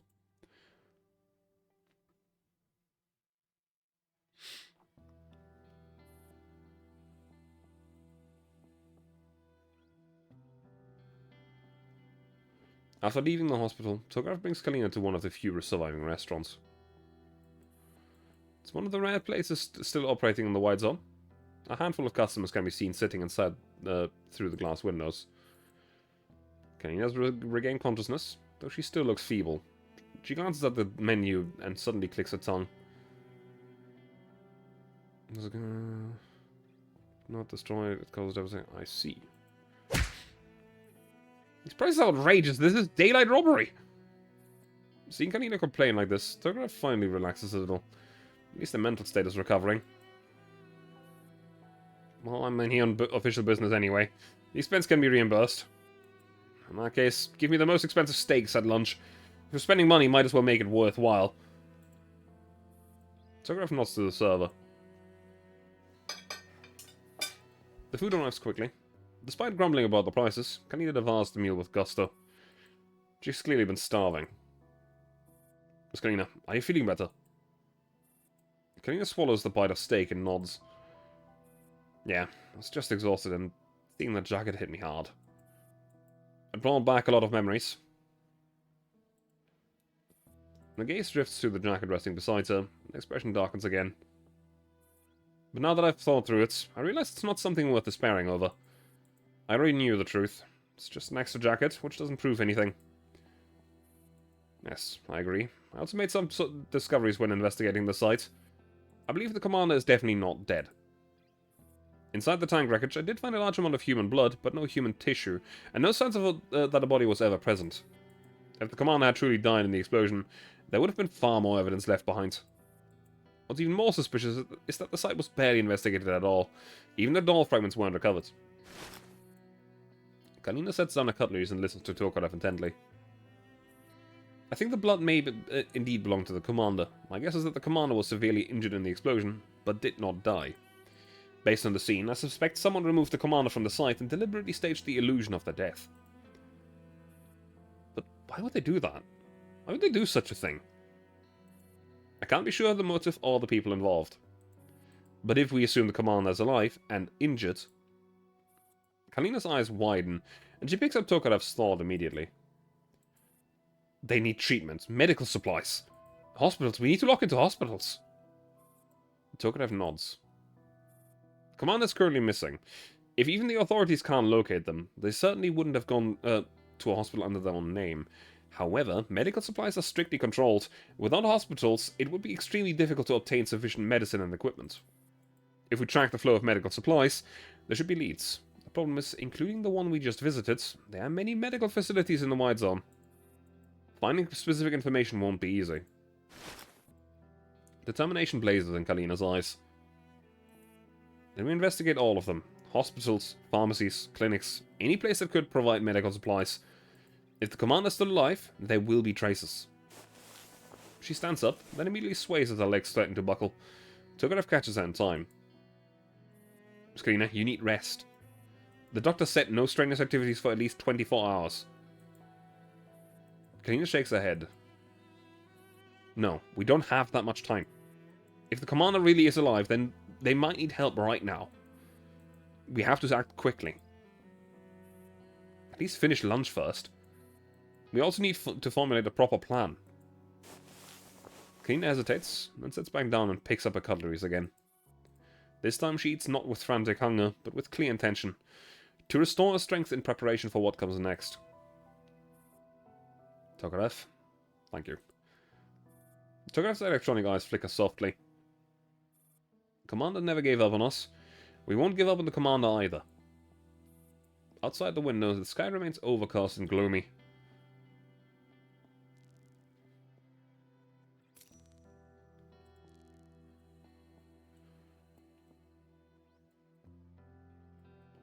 I do like that time progression thing. Because it says day 1, and at the bottom here it says day 1. It probably says evening or night or something in Japanese, but I can't be sure because I can't read that.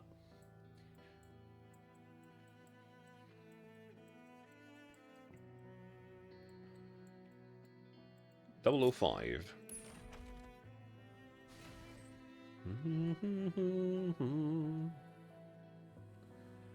Well, the funny thing is, I'm pretty sure you're supposed to like move around things. I won't really need to. Establish a supply line for 1 turn. I could essentially just kind of blast my way straight through this without having to think about it much.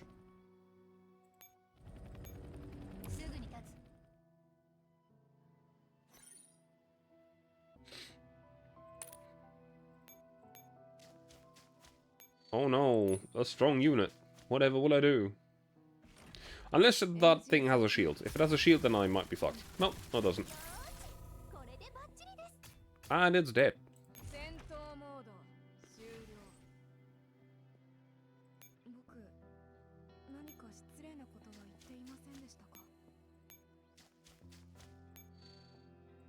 Day.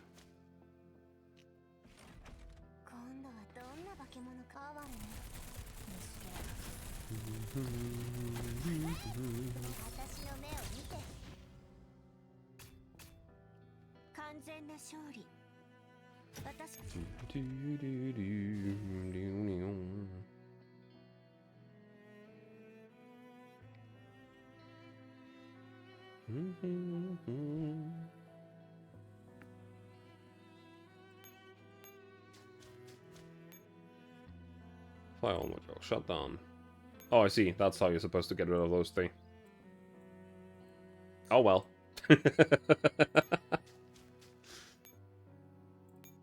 Funny.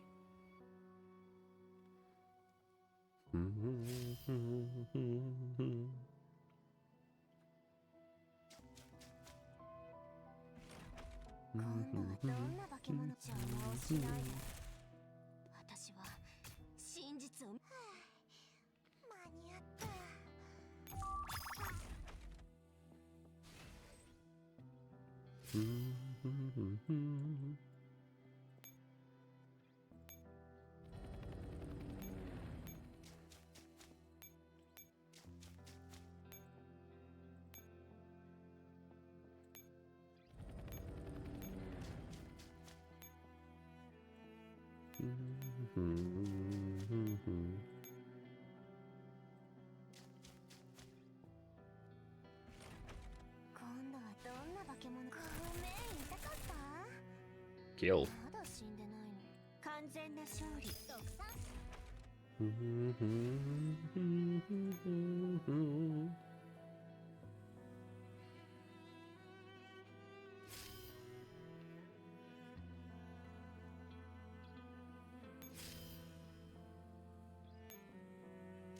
All I need to do is break through here, get them to the point, and mission will be done. Right.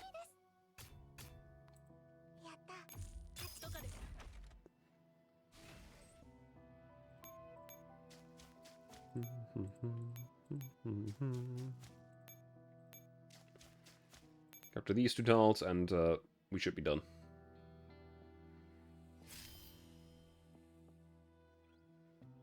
Supply line established.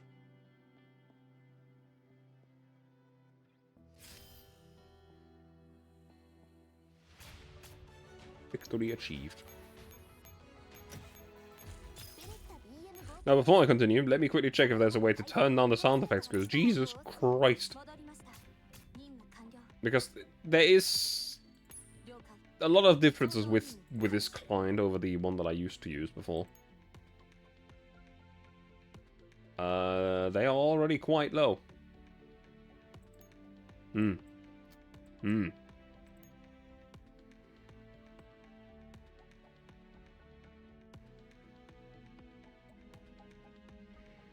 found the sound effects even lower, I guess.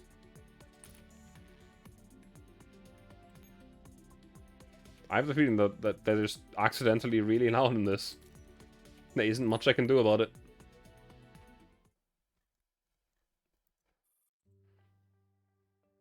The night sky is pitch black, yet the busy hospital remains brightly lit. Several doctors move through the corridors with furrowed brows, arguing heatedly.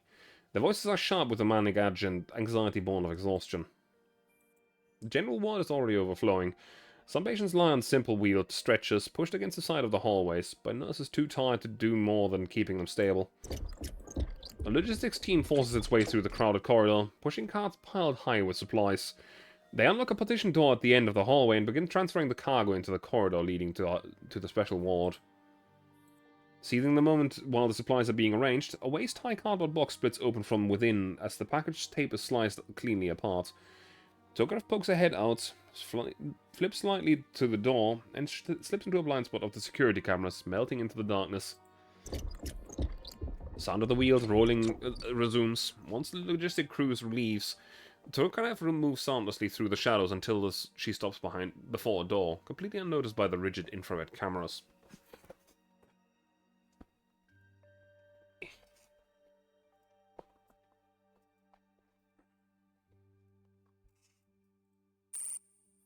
Miss Kalina, I've approached the target according to plan. Acknowledged. Proceed carefully. Do not expose your identity. Understood. Jesus Christ.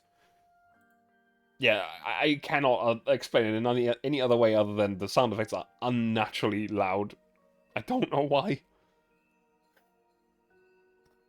Jesus, fuck. Tokarev tries to open the lock and pushes against the heavy iron door. The door protests loudly, the sound echoing through the silent corridor. Tokarev immediately holds it steady, waiting until the ripples of noise fade from the air. She squeezes a slender frame through the gap, enters the supply management office, and closes the door as quietly as possible. Only then does she lean against the cold metal, steadying the emotional fluctuations brought on by tension. So much excitement just for the first infiltration. Ugh.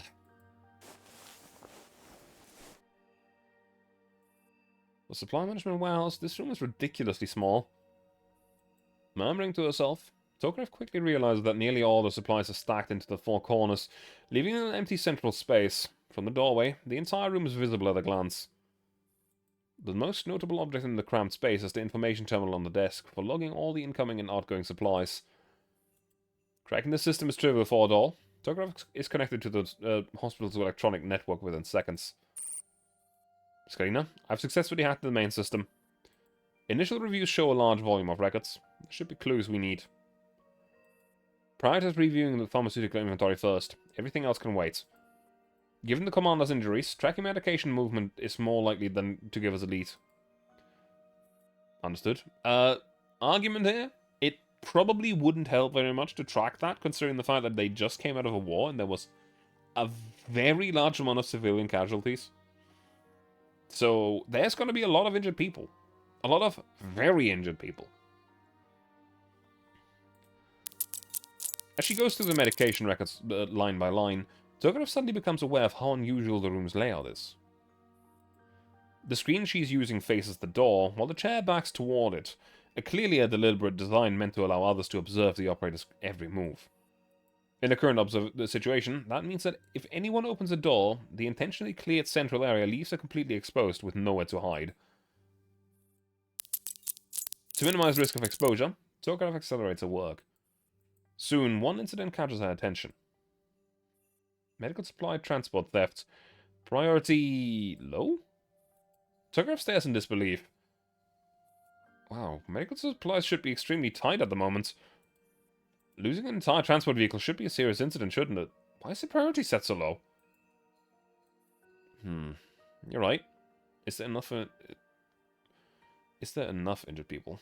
Well, it would probably be enough to obfuscate one injured person specifically that you are trying to find just by the movement of medical supplies. But the reason isn't hard to guess. Once the war broke out, frontline hospitals everywhere faced several severe manpower shortages. Treating the wounded already overwhelms them. Even if a theft is discovered, it's difficult to pursue the culprit immediately. And the priority is likely internal scheduling. Recovery efforts were probably handed over to the police. Say, what exactly was stolen? Let me check. Trimaxic acid injections, vancomycin, a group, and group 0 IH negative packed red cell suspension. The exact quantities aren't listed, but it must have been a large amount. These are mainly used for massive hemorrhaging and post-burn infection prevention. Is anyone in there? Just as Tokarev transmits the information, knocking echoes from the door and human voices outside. She scans the room desperately, but there's nowhere to hide. Even the medicine cabinets are transparent. She turns around and realizes there are no windows. No ventilation ducts either. It's probably empty inside. Just use the key and open it. Patients are still waiting. There are 2 people outside. No, maybe more? Can she run? Where would she even go? There's no exits, no cover. No one to escape. Could she knock them unconscious? Even if she did, what then? 2 missing staff members would cause a commotion in an already strained hospital. That would inevitably trigger an investigation, one that could lead to a neurocloud being wiped, and Miss Kalina being implicated as well. Fine, give me the key. Metal scrapes inside the lock, the key is turning. Tokarev's neurocloud kicks into high gear, simulating different possibilities.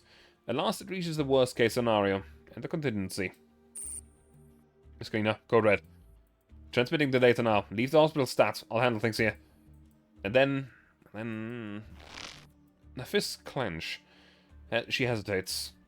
But the lock turns relentlessly. After some clumsy probing, whoever's outside has figured out how to work the lock. The internal mechanism is about to give. Tokarev is running out of time. Then I'll resummon Neurocloud and become an autonomous doll assigned to supply management. That way, I'll pass subsequent Neurocloud inspections without implicating you or the commander.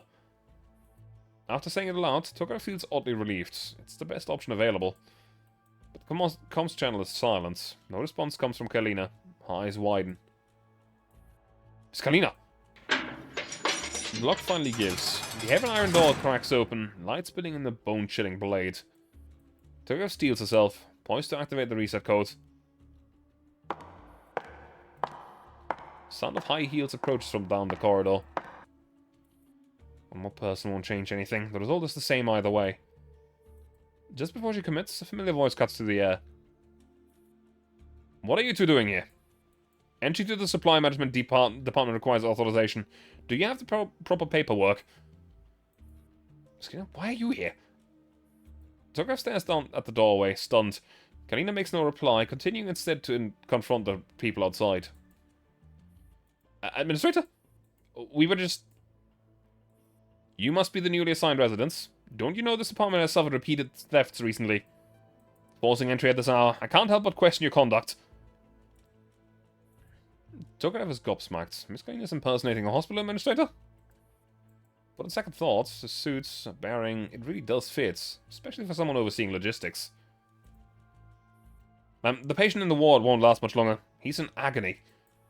We just wanted to let him go with dignity. You can accuse us of procedural violations, but you can't accuse us of theft. Hey, stop talking. Do you want to lose your job? Get your hands off me. I didn't do anything wrong. Ma'am, since you're here, I formally request anesthetics. I'll complete the paperwork afterwards. The situation outside grows messy. One of the resident doctors starts arguing stubbornly. This does not bode well for them. If it escalates further and draws a third party, both of them risk identity verification. Then all their effort will have been for naught. Skalina, maybe we should give them the medicine. If this drags on, we'll lose control of the situation. Kenya doesn't answer. After a brief silence, her clear voice rings out. I see. I understand. However, goodwill must be practiced intelligently. Forcing open supply management doors is not way to go. Wait here. I'll personally handle the inventory registration. You can complete the paperwork afterwards.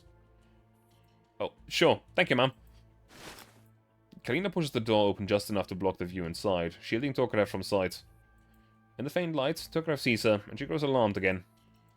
Kalina's expression is composed, but her face is deathly pale, completely drained of color. No surprise. She's been pushing this exhausted body for far too long. She's barely hanging on. It's Kalina. Tokarev keeps her voice low. Kalina doesn't reply. She simply nods once, meeting Tokarev's gaze with quiet resolve. Metal scrapes as the heavy iron door closes. The sound is harsh and grating, like a tritone straight from hell, unsettling to the core. Kalina eases the door shut carefully until the latch clicks into place. Only then does she let a long exhale. Her once upright posture sags visibly. She turns toward Tokarev, nods weakly, and forces a thin smile before stepping forward. In that precise moment, Tokarev suddenly hears a sharp snapping sound. She jerks her head up. When she forced the heavy iron door shut earlier, she seemed to have torn the hinge loose. Now it's tipping toward Kalina. Oh no. There's no time to warn Kalina. The broken hinge has given way completely. The door crashes down toward her back. Damn it. Tokarev instantly disconnects from the terminal and lunges towards her with all her strength.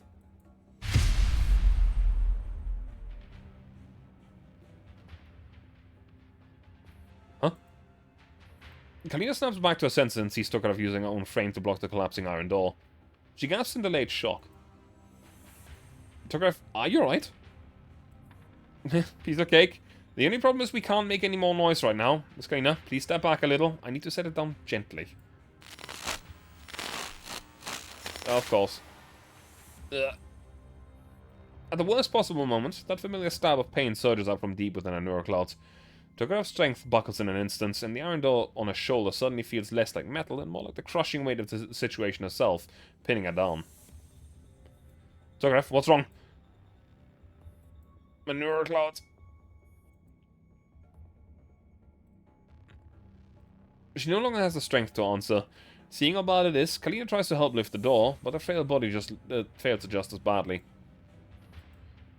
Ma'am, are you okay in there? What happened? The resident doctors inquire from outside the door. They clearly haven't realized what's actually going on, only that they heard some noise. Tokarev clenches her teeth and shakes her head slightly at Kalina. Kalina understands at once. She steadies her breathing and forces her voice to sound normal. It's nothing. I just tripped a little. No need to worry. Okay, just call if you need anything. The voices outside fall silent. Tokarev feels her strength continuing to drain. The pain in her neurocloud drives her down onto one knee, leaving her to rely purely on her frame's structural integrity to bear the weight on her shoulder. Just as she's about to give out, the weight suddenly lightens. She turns out and sees Kalina at her side, bracing the iron door together with her. Kalina, please move away. Your body. Even now, the pain in Tokarev's neurocloud refuses to ease. Now's not the time to worry about that. Hold on, we'll move it together. Ignoring her own condition, Kalina pours everything she has into it, easing Tokarev's burden considerably. On my count, 1, 2... Kalina, her face flushed red, and Tokarev slowly pushed the heavily tilted iron door upright. At last, they carefully leaned it against the wall. Finally. With the crushing weight gone, the pain in Tokarev's neurocloud gradually subsides as well. She doesn't have the time to figure out what just happened. Kalina's legs give out, and Tokarev quickly moves to support her, helping her sit down slowly on the floor. I'm sorry, Miss Kalina. I should have been able to handle it myself. Even in complete exhaustion, Kalina still flashes her a warm, reassuring smile. We're partners, aren't we? When a partner's in danger, of course we help each other. Don't be such a stranger. After a short rest, Kalina recovers a little. Alright, let's get down to business. I didn't have time to reply earlier, but the stolen medical record supplies record you found perfectly matches the medical contingency plan. A plan the commander and I drafted back at the submarine base. The commander was injured in an explosion back then too. I personally treated them, so only the two of us knew the details of that contingency plan. Tokarev, please hack into the system again and trace that medical supply truck. Right, leave it to me. Tokarev nods. After double-checking Kalina's condition, she stands and returns to the terminal. She stares at Neurocloud and hacks back into the system. Despite her bravado, she knows full well that she's facing a massive data matrix. The battlefield hospital's data are vast beyond measure for a single doll. Even for her, it's overwhelming. As she searches again and again, her Neurocloud begins to overheat. Several times she struggles just to save focus.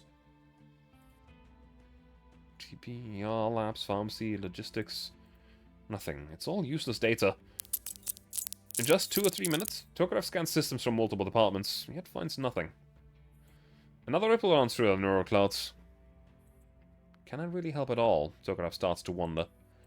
She's standing here because of the commander. Miss Kalina said the commander came here. Over the past few days, Tokarev has kept asking herself why, after being reawakened, she had followed Kalina without hesitation to pursue the commander's trail. There are so many outstanding dolls around the commander, she's just one insignificant unit among them. She's barely even had time alone with the commander. She's felt inferior before. She's even given up on herself at times. So why does she keep going? Just then, the doctor's voices drift in from outside. She's been gone for a while. She's still not back? Probably takes a while to rummage through the stockpile. Hey, did you see the news? A doll drove a tank into the wide zone and caused a massive explosion. Don't know if the driver survived. Yeah, I saw it too. But with an explosion like that, there's no way anyone lived, right? How naive do you think do you have to be to treat war like a joke? There's a limit to wishful thinking.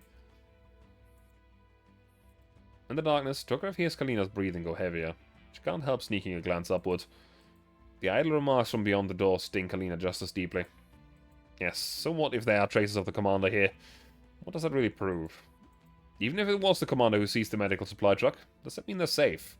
Couldn't someone else have done it instead? What if this is all just a mistake? Just because Kalina doesn't voice out the worst case scenario, does it really mean it won't come true? There's a limit to wishful thinking. Tokarev's neurocloud churns like a raging whirlpool. She doesn't dare think further. She's afraid imagining the worst, and even more afraid seeing Kalina collapse under it. No. She knows that's just an excuse. What she truly fears is being useless. If she can't help, does she really have the right to stand here beside Miss Kalina? Hands stop moving. And neurocloud is overloaded. Fingers tremble uncontrollably. Tokarev, are you alright? Miss Kalina, I'm fine, I just... It's okay, Tokarev. Don't put so much pressure on yourself. I know hacking the system isn't easy. If every problem could be solved easily, there must be a carefully crafted lie behind it all. That's why I believe we're on the right track, and I believe the commander's safe. Right. From the very beginning, the commander trusted us unconditionally. Now it's our turn to trust the commander. In the darkness, Tokarev seems to see a warm ray of light. Kalina's unwavering gaze, a gaze full of trust. Her words are just as warm, and Tokarev's trembling hands slowly steady. She remembers something from the past. To me, Area SO9 isn't just a military outpost. I hope it can become, even temporarily, a place that's as safe as possible. A home. And in this home, every member, whether carbon-based or silicon-based, deserves respect.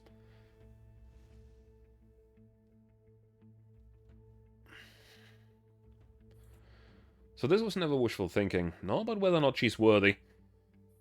It's people like the commander who give dolls like her a place that they can call home. Rank and status never mattered, nor did one's strength or weakness. Before anyone could even ask who deserved to stand beside the commander had already transcended that question by granting every doll the same respect. Before the commander and Miss Kalina came to SO9, Tokarev had always thought such ideas were silly delusions. But after they arrived, those so-called delusions became something real, something she could reach out and touch. So, what she needs to do becomes crystal clear. With that realization, her neurocloud gradually stabilizes. understand, Miss Kalina. Thank you. I know what I have to do. Great. You've got this. It'll be fine. Tokarev's hands return to the keyboard as she launches another assault on the vast information matrix.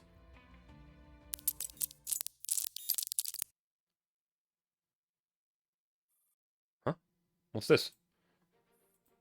As she runs iteration after iteration of almost subconsciously, Tokarev suddenly notices something odd in a backup server. It's an incredibly faint data fluctuation, easy to miss even for a doll, but Tokarev catches it. Wait, this backup system... Someone else hacked this before. She looks up and meets Kalina's eyes. Clearly, Kalina heard her murmur. A spark of light appears in those tired eyes. Tokarev doesn't hesitate and speeds up. The hacker was highly skilled and almost perfectly erased all traces, but Tokarev finds a discrepancy between the backup system and the main system. Miss Kalina, I found the medical supply truck. Do the vehicle records match? No, but I found the lead. On the night that truck was dispatched, another medical supply truck received a temporary assignment. I think someone hacked the hospital's task system and took advantage of the chaos. Drug consumption on the front lines is intense, so nighttime resupply runs aren't unusual. Multiple dispatches could simply be routine and not necessarily the work of a hacker. We need to keep a cool head in urgent situations, Tokarev. Yes, you're right. The dispatch itself isn't the issue, but if there was no hacking, there'd be no reason for this record to be deleted from the main system. A normal assignment wouldn't exist only in the backup data. And don't you think the act of deleting it is strange in itself? You mean... Yes, I think this is very closely connected to the commander. There's a glimmer in Tokarev's eyes. I found the final GPS location of that medical supply truck. It stopped at the parking lot in Frankfurt. I've sent you the coordinates. She disconnects from the terminal and wipes her traces. Taking anesthetics from the storeroom, she hands them to Kalina and helps her stand. You were right earlier. If it was someone else, I wouldn't dare getting my hopes up. But if it's a commander, then nothing is impossible. Miss Kalina, the commander's definitely alive, and waiting for us somewhere. In the darkness, she sees a look of immense relief spread across Kalina's face. That radiant smile reminds Tokarev of the afternoon when the commander and Kalina invited everyone to the installed gastro modules. She remembers only the sunlight and weather of that day, warm like Kalina's smile, calm like the commander's eyes.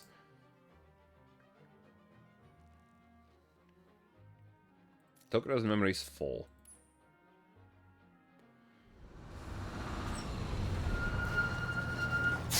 At the assembly point, more and more artillery and armored vehicles roll onto the training ground.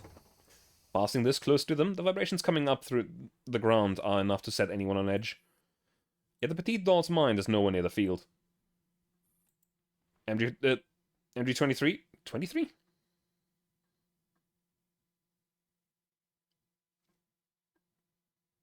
What?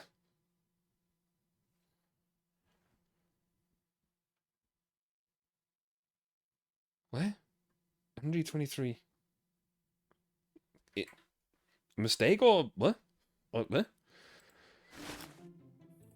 Oh! This doll, sorry, yes. She had never appeared in anything story, so I completely forgot about her.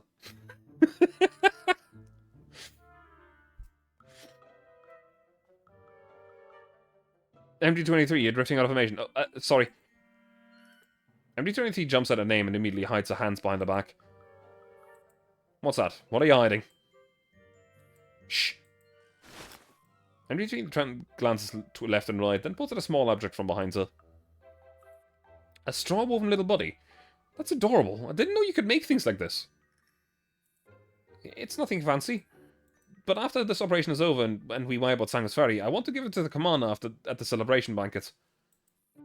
You mustn't tell the commander directly, okay? So that's what it is. Don't worry. But still, would the commander like it? What if it's too childish? I can't say for other humans, but our commander will definitely like it, so... What are you two talking about?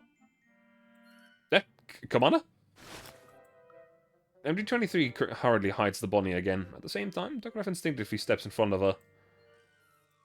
Why are you both so tense? What's going on with MG23? I'm fine. There's absolutely nothing here, and we weren't talking about stuff. Hey, don't blurt it out yourself. I took it as a reminder. MG23 quickly clamps her mouth shut. Huh? If it's nothing, then hurry and join the other squads. This operation only requires coordination with the army, but we still have to give it everything we've got. Oh, this is right before the fucking...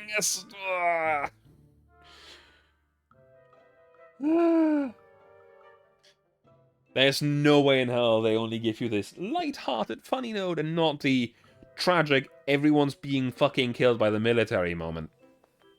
Right? Because this is right before the operation to eradicate Sangus Ferry, where clearly and obviously Griffin has betrayed the military and attacked them, and not the other way around. Stay sharp and let the military see what we can do. Yes, Commander. Understood. Tograf and MG23 snap to attention and salute. Once the commander nods and leaves, the two exchange a look and burst out laughing. Got to do with it well this time and live up to the commander's expectations. As for the gift, we'll talk about it after the operation. Come on, let's go. Right. Yeah. Yeah. Quick, get to cover! Move! Come on, Senator. Come on, Senator. We're on the SF fire. Come on, Senator. Do you copy? No, it's not Sangus Ferry. It's friendly forces. We're under friendly... Tograf closed his eyes. Her ears are ringing. Yeah, mine are too. When she opens them again, she's no longer at the exercise field. Training grounds. The drill. Sudden betrayal. That day, for the first time, we tasted what it meant to be betrayed. Yeah, they really kind of screwed up with the volume of things, didn't they?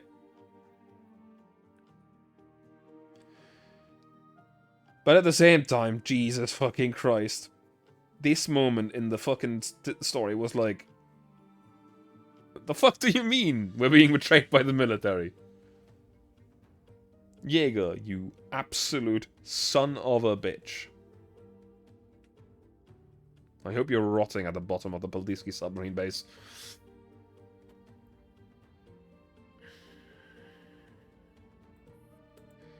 We had known human indifference, and the commander's kindness, and in that moment we also learned of human malice.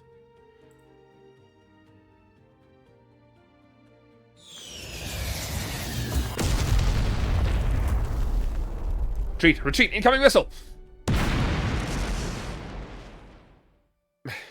Hello, Hellfire. I will hide the floof again in a second. I will leave it there for a few. However, no cooking. That's illegal. Thanks for the earbuds.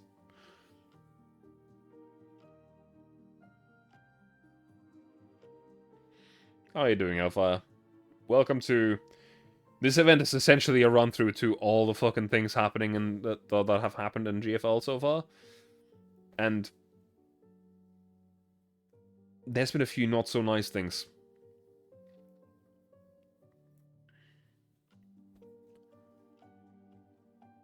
Getting my ass kicked in Gates of Hell, I'm guessing? I need to play that game again soon. It's a run-through of Tinnitus. Yeah, that too. For some reason, the volume of sound effects in this event are really, really off from everything else. So the music is like at a reasonably quiet volume, and then the sound effects are really fucking loud. Germany versus USSR. I see, I see. I want to play more of the British. I need to do a British campaign in that game. Because they're new, and they're interesting, and they have really cool units. Tograf's voice echoes across the expansive battlefield. MP43, C14, where are you? This game always did high-pitched noises, but usually they were at reasonable volumes. What's got my T-34s now versus my Panzer IVs? I mean, Panzer IVs, depending on the variants, are very much able to take them out with ease, so... Through the comms, Lee Enfield's voice is shredded by artillery fire and shriek of the wind. It's too late, Tokarev. Fall back immediately to the 17th defensive line. They're already here. No, I still have teammates.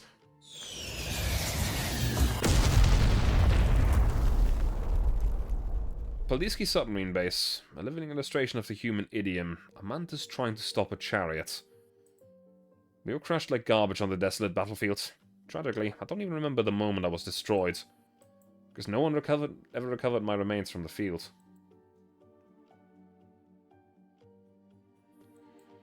Zero meters from the damaged power conduits. Tokarev rushes to repair the severed power lines with trembling hands. The footsteps of the enemy behind her draw close. It seems they're just a corner away from coming up behind her. PPK, I'm almost done. How much longer? 37 seconds. Work faster. I'm going as fast as I can. PPK, why does your voice sound so weird? Is that a confusing kind of weird? Is that a confusing kind of weird or a sexy kind of weird? PPK, please. Okay, seriously, are you guys alright? I feel like I haven't heard from Ribby Rolls or MP443 in a while. I think this was the moment when Tokarev went absolutely ballistic. No, that's a different moment, I think. What, are you so sick of hearing my voice? No, good thing you've been talking to me all this time. Otherwise I'd probably have broken down by now. I'm sorry. Huh? This is as far as I can go with you. PPK, what happened to you? The power conduit is repaired and the power comes back on. Run, Tokarev. Run and don't look back. PPK? Do not go gentle into that good night. Old age should burn and rave at close of day. Rage. Raged against the dying of the light.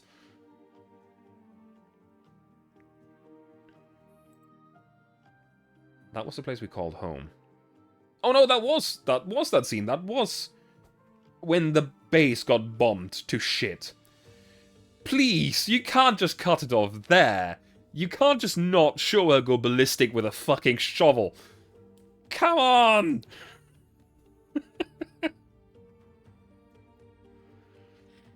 Context. Right after that, an entire platoon of soldiers makes their way down to the small little room that she's in. Completely outnumbered, out of ammo. All she has is an entrenching tool. And she kills like 4 of them before she even gets damaged.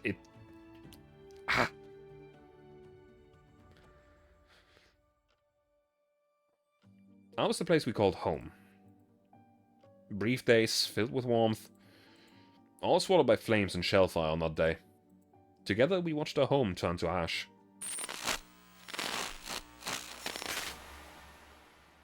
That's always crazy. Squat! Tokarev! Squat Tokarev! The second defensive line has been breached by the military. Fall back immediately to the third line. Squat Tokarev, come in! Squat Tokarev! Tokarev opens her eyes to find a massive slab of broken concrete pinning her down. As her senses return, the fierce heat from the bombardment washes over her, tormenting her whole body. She can't move at all. When she tries to push the slab away, her friend doesn't even have the strength to lift what should have been a trivial weight. Hearing footsteps approaching, Tokarev immediately stops moving. Then she feels someone pushing the slab of her. She tightens her grip on a gun.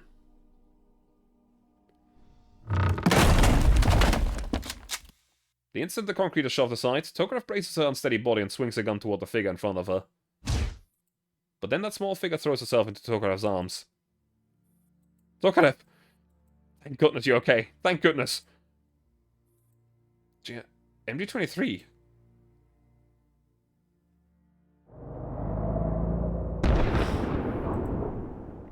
Just 2 more kilometers and we'll reach the third defensive line. Some of our comrades are still there. I can still pick up the signals. Tokarev's thoughts drift back and forth between illusion and memory. She sees medical dolls running past her, stretchers carrying shattered comrades, long trails of repair fluid smeared across the ground. She hears again the thunder of the submarine base explosion. Dolls hurled into pitch black water by the shockwave, their bodies twisting and breaking under pressure. She can almost smell the acrid stench of the burning at the Griffin base. Dear comrades calling out names of the missing and amid the ruins again and again. Tokarev looks ahead. As far as the vision reaches, everything is scorched earth.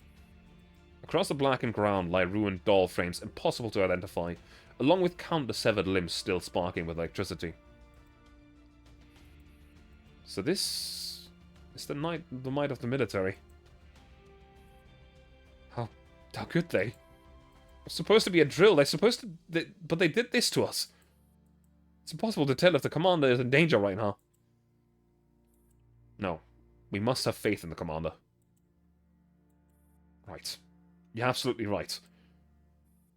MG-23 forces a faint smile at Tokarev. Oh, there are comrades holding out in that ruin ahead. I just received an encrypted transmission from them. Let's head there first and regroup with them. Following the signal, the two of them enter the partially intact ruins before them.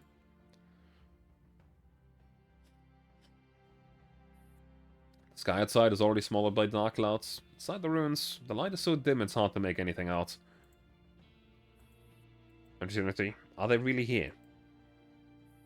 They should be, unless... Before MG-23 can finish, a crisp metallic sound rings out beneath their feet. In this cramped dark space, they both know exactly what that sound means. The instant the bounding mine leaps up and detonates, Tokarev and MG-23 throw themselves flat. Steel pellets sprayed by the explosion punch through the surrounding concrete, some striking the two dolls as well. There's no time to check for damage. Almost immediately after the blast, army infantry lying in ambush open fire on them. Damn it! Tokarev draws a weapon and pulls the trigger at the oncoming enemies. After the brutal fighting earlier, ammunition runs out after just 2 shots. Worse still, both rounds slam into the enemy's ballistic vest at the waist. The impact makes him stumble back and step, but he quickly raises his rifle and aims at Tokarev. In the burst of gunfire, Tokarev, who had been about to rush in for close combat, sees the enemy collapse like a puppet with its string cut. Off to the side, MG-23 lies on our flank, smoke still curling from the gun barrel. MG-23. There's no time for conversation. Gunfire ups all around the ruins. Specialized anti-doll rounds chew through the concrete, kicking up clouds of grey-white dust around Tokarev and MG-23. The overwhelming firepower pushes even MG-23's weapon to its limits. Even worse, both detect the massive heat source approaching outside the ruins. Military tank. We can't keep this up for long. Tokarev, run. I'll hold them off. What? No, I'm staying. Don't be stubborn. You're out of ammo. If this keeps up, we'll both... The roar of the tank's cannon drowns everything out. The ruins are ripped apart by a blazing shell. Ow. Flash of the explosion robs Tokarev of her sight. Amid the chaotic cacophony, she only feels MG-23 dragging her forward. MG-23, you... live. Go, protect the commander. Through the scrambled interference in the comms channel, Tokarev vaguely hears those words. Then the tank roars again as the second shell comes screaming in.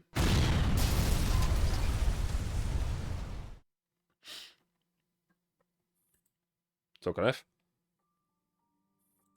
Tokarev.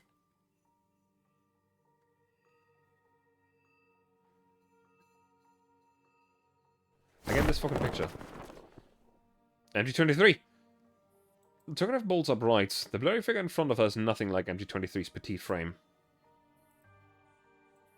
M4? M4 doesn't answer. She steps closer and pastes something into Tokarev's hands. It's a straw-woven bunny, burned halfway through. It's as if I'm living a nightmare. What if this really is just a dream? Huh? Tokarev...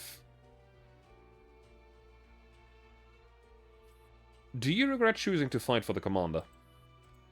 Do you regret following the commander and enduring all of this suffering? Have you ever... resented the commander.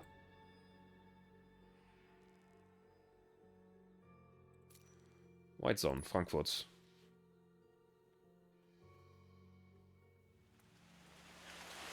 On a certain square in Frankfurt, white zone.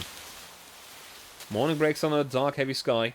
Beneath thick storm clouds are shattered squares packed with families who have come to mourn. Simple memorial stones have already been erected, carefully engraved with the names of the dead. Several figures who look like the military officers stand nearby, handing fallen soldiers dog tags and personal effects to sobbing relatives. One elderly man collapses on the spot after opening an unsent letter written by the deceased. Field nurses rushed forward to give aid. Before long, an ambulance pulls up, stirring the crowd into uneasy motion. Have a good night, Bakasura. Take care. Seeing that the time has come, a colonel steps onto the platform at the center of the square. After a brief sound check, he begins to read from his prepared speech. Today, we gather here not only to commemorate the great warriors who fought their final breath to their final breath in Frankfurt, but also to remember the civilians whose lives were taken by the flames of this cruel war. And we remember as well the commander who fought until the very end in this battle. We honor their extraordinary spirits, their heroic sacrifice in defense of the city. Frankfurt will remember your deeds, and its people will sing your names, until the day the flame behind me burns out. The colonel steps aside. Behind him, a column of fire rises. It's an eternal flame, fed continuously by natural gas lines, impossible to extinguish with water, never allowed to go out. A hero's flame, burning on as long as humanity itself still draws breath. Frankfurt stands with you. Amen. Among the crowds, only one woman wrapped in a cloak, her face hidden, does not join the prayer. Hey, read Phoenix Cast. How you doing?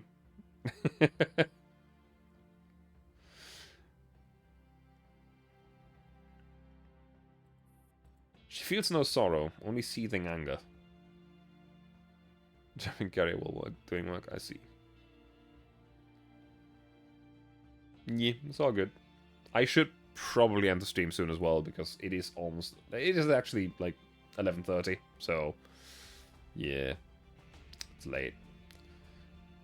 The problem about GFL is that when you actually have a good story, written very well, you don't notice how the time passes, and suddenly it's way too late. She feels the sorrow, only seeing her shoulders tremble as she clenches her teeth. These people are spouting nothing but lies. They haven't even found the body, and they have the audacity to feed us such nonsense. Miss Kalina. Sensing Kalina's emotions spiraling out of control, Tokarev quickly takes her hands. Realizing herself what's happening, Kalina closes her eyes and forces herself to calm down. Thank you, Tokarev. Let's go.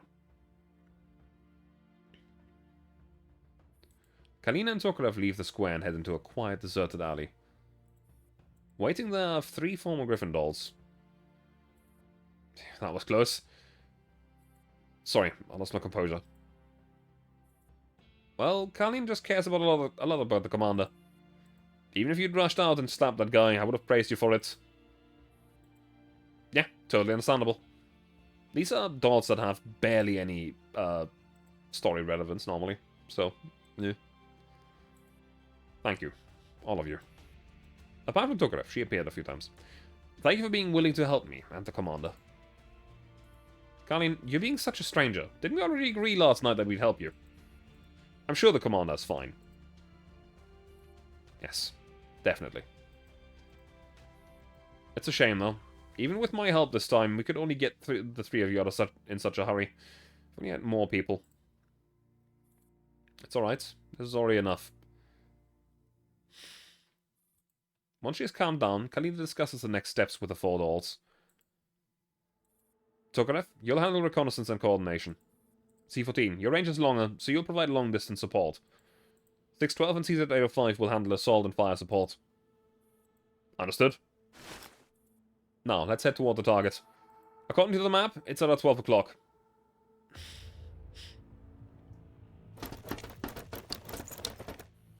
Following the signal Tokarev had obtained earlier, they arrive at the boundary between Frankfurt's white zone and green zone. It's an abandoned parking lot, the exact point where the GPS signal abruptly stopped. Is this the place? It doesn't look like anything special. Could this really be a lead to the commander? On the surface, maybe not, but this location is the farthest point from all medical facilities in the district. In wartime, all medical vehicles are centrally managed. No facility has permanent control over specific vehicles. So no matter which facility the stolen vehicle originally belonged to, this spot is the farthest possible distance. That means this location was deliberately chosen. Esquina, what is it? Why do you look so grim? When you put it that way, it really does sound like something the commander would do. Look over there. Kalina and the others turned toward where 612 was pointing at. At the 10 o'clock, several police cars were flashing red and blue lights surrounding a parking space already cordoned off with tape. From Kalina's vantage point, she cannot glean much from the situation, just the busy backs of a few police officers. C-15, what do you see from your side? Looking from above, I do see a medical vehicle surrounded over there, but I can't tell if it's the one we're looking for. Are the police really that sharp? Everyone, stay where you are and keep your distance from the scene. 805 and C-14, remain in place on long-range standby, ready to maneuver at any time. Tokarev, go check it out. 612, give her cover and stay hidden.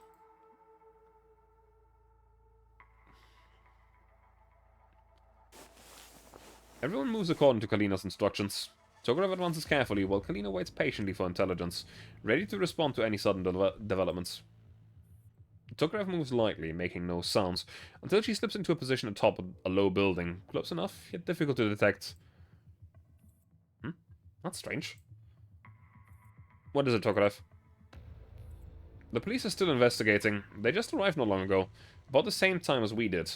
They actually know less than we do. It looks like they just received a call from a passerby and came to check it out. The channel falls silent for so long that Tokarev starts to wonder if the connection is broken. Just as she's about to check the connection status, Kalina's voice comes through. Let's go. The police won't find anything. If the commander wants to hide, they won't leave any traces. It's probably just a decoy. The real clues won't be here. Everyone, split up. The commander should have left other clues nearby. Prioritize searching while avoiding the police. Understood?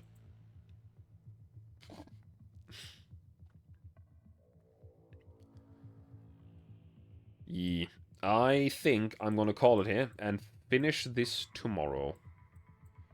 I don't think there's that much left, because I don't know if the other difficulties... Actually, if the other difficulties would count as extra nodes, there'd be like one left. Because there's 1, 2, 3, 4... Nah, okay, they can't. 5. Yeah, they can't count as extra nodes. So, yeah, there's got to be a few more extra nodes after this, and then it'll be done.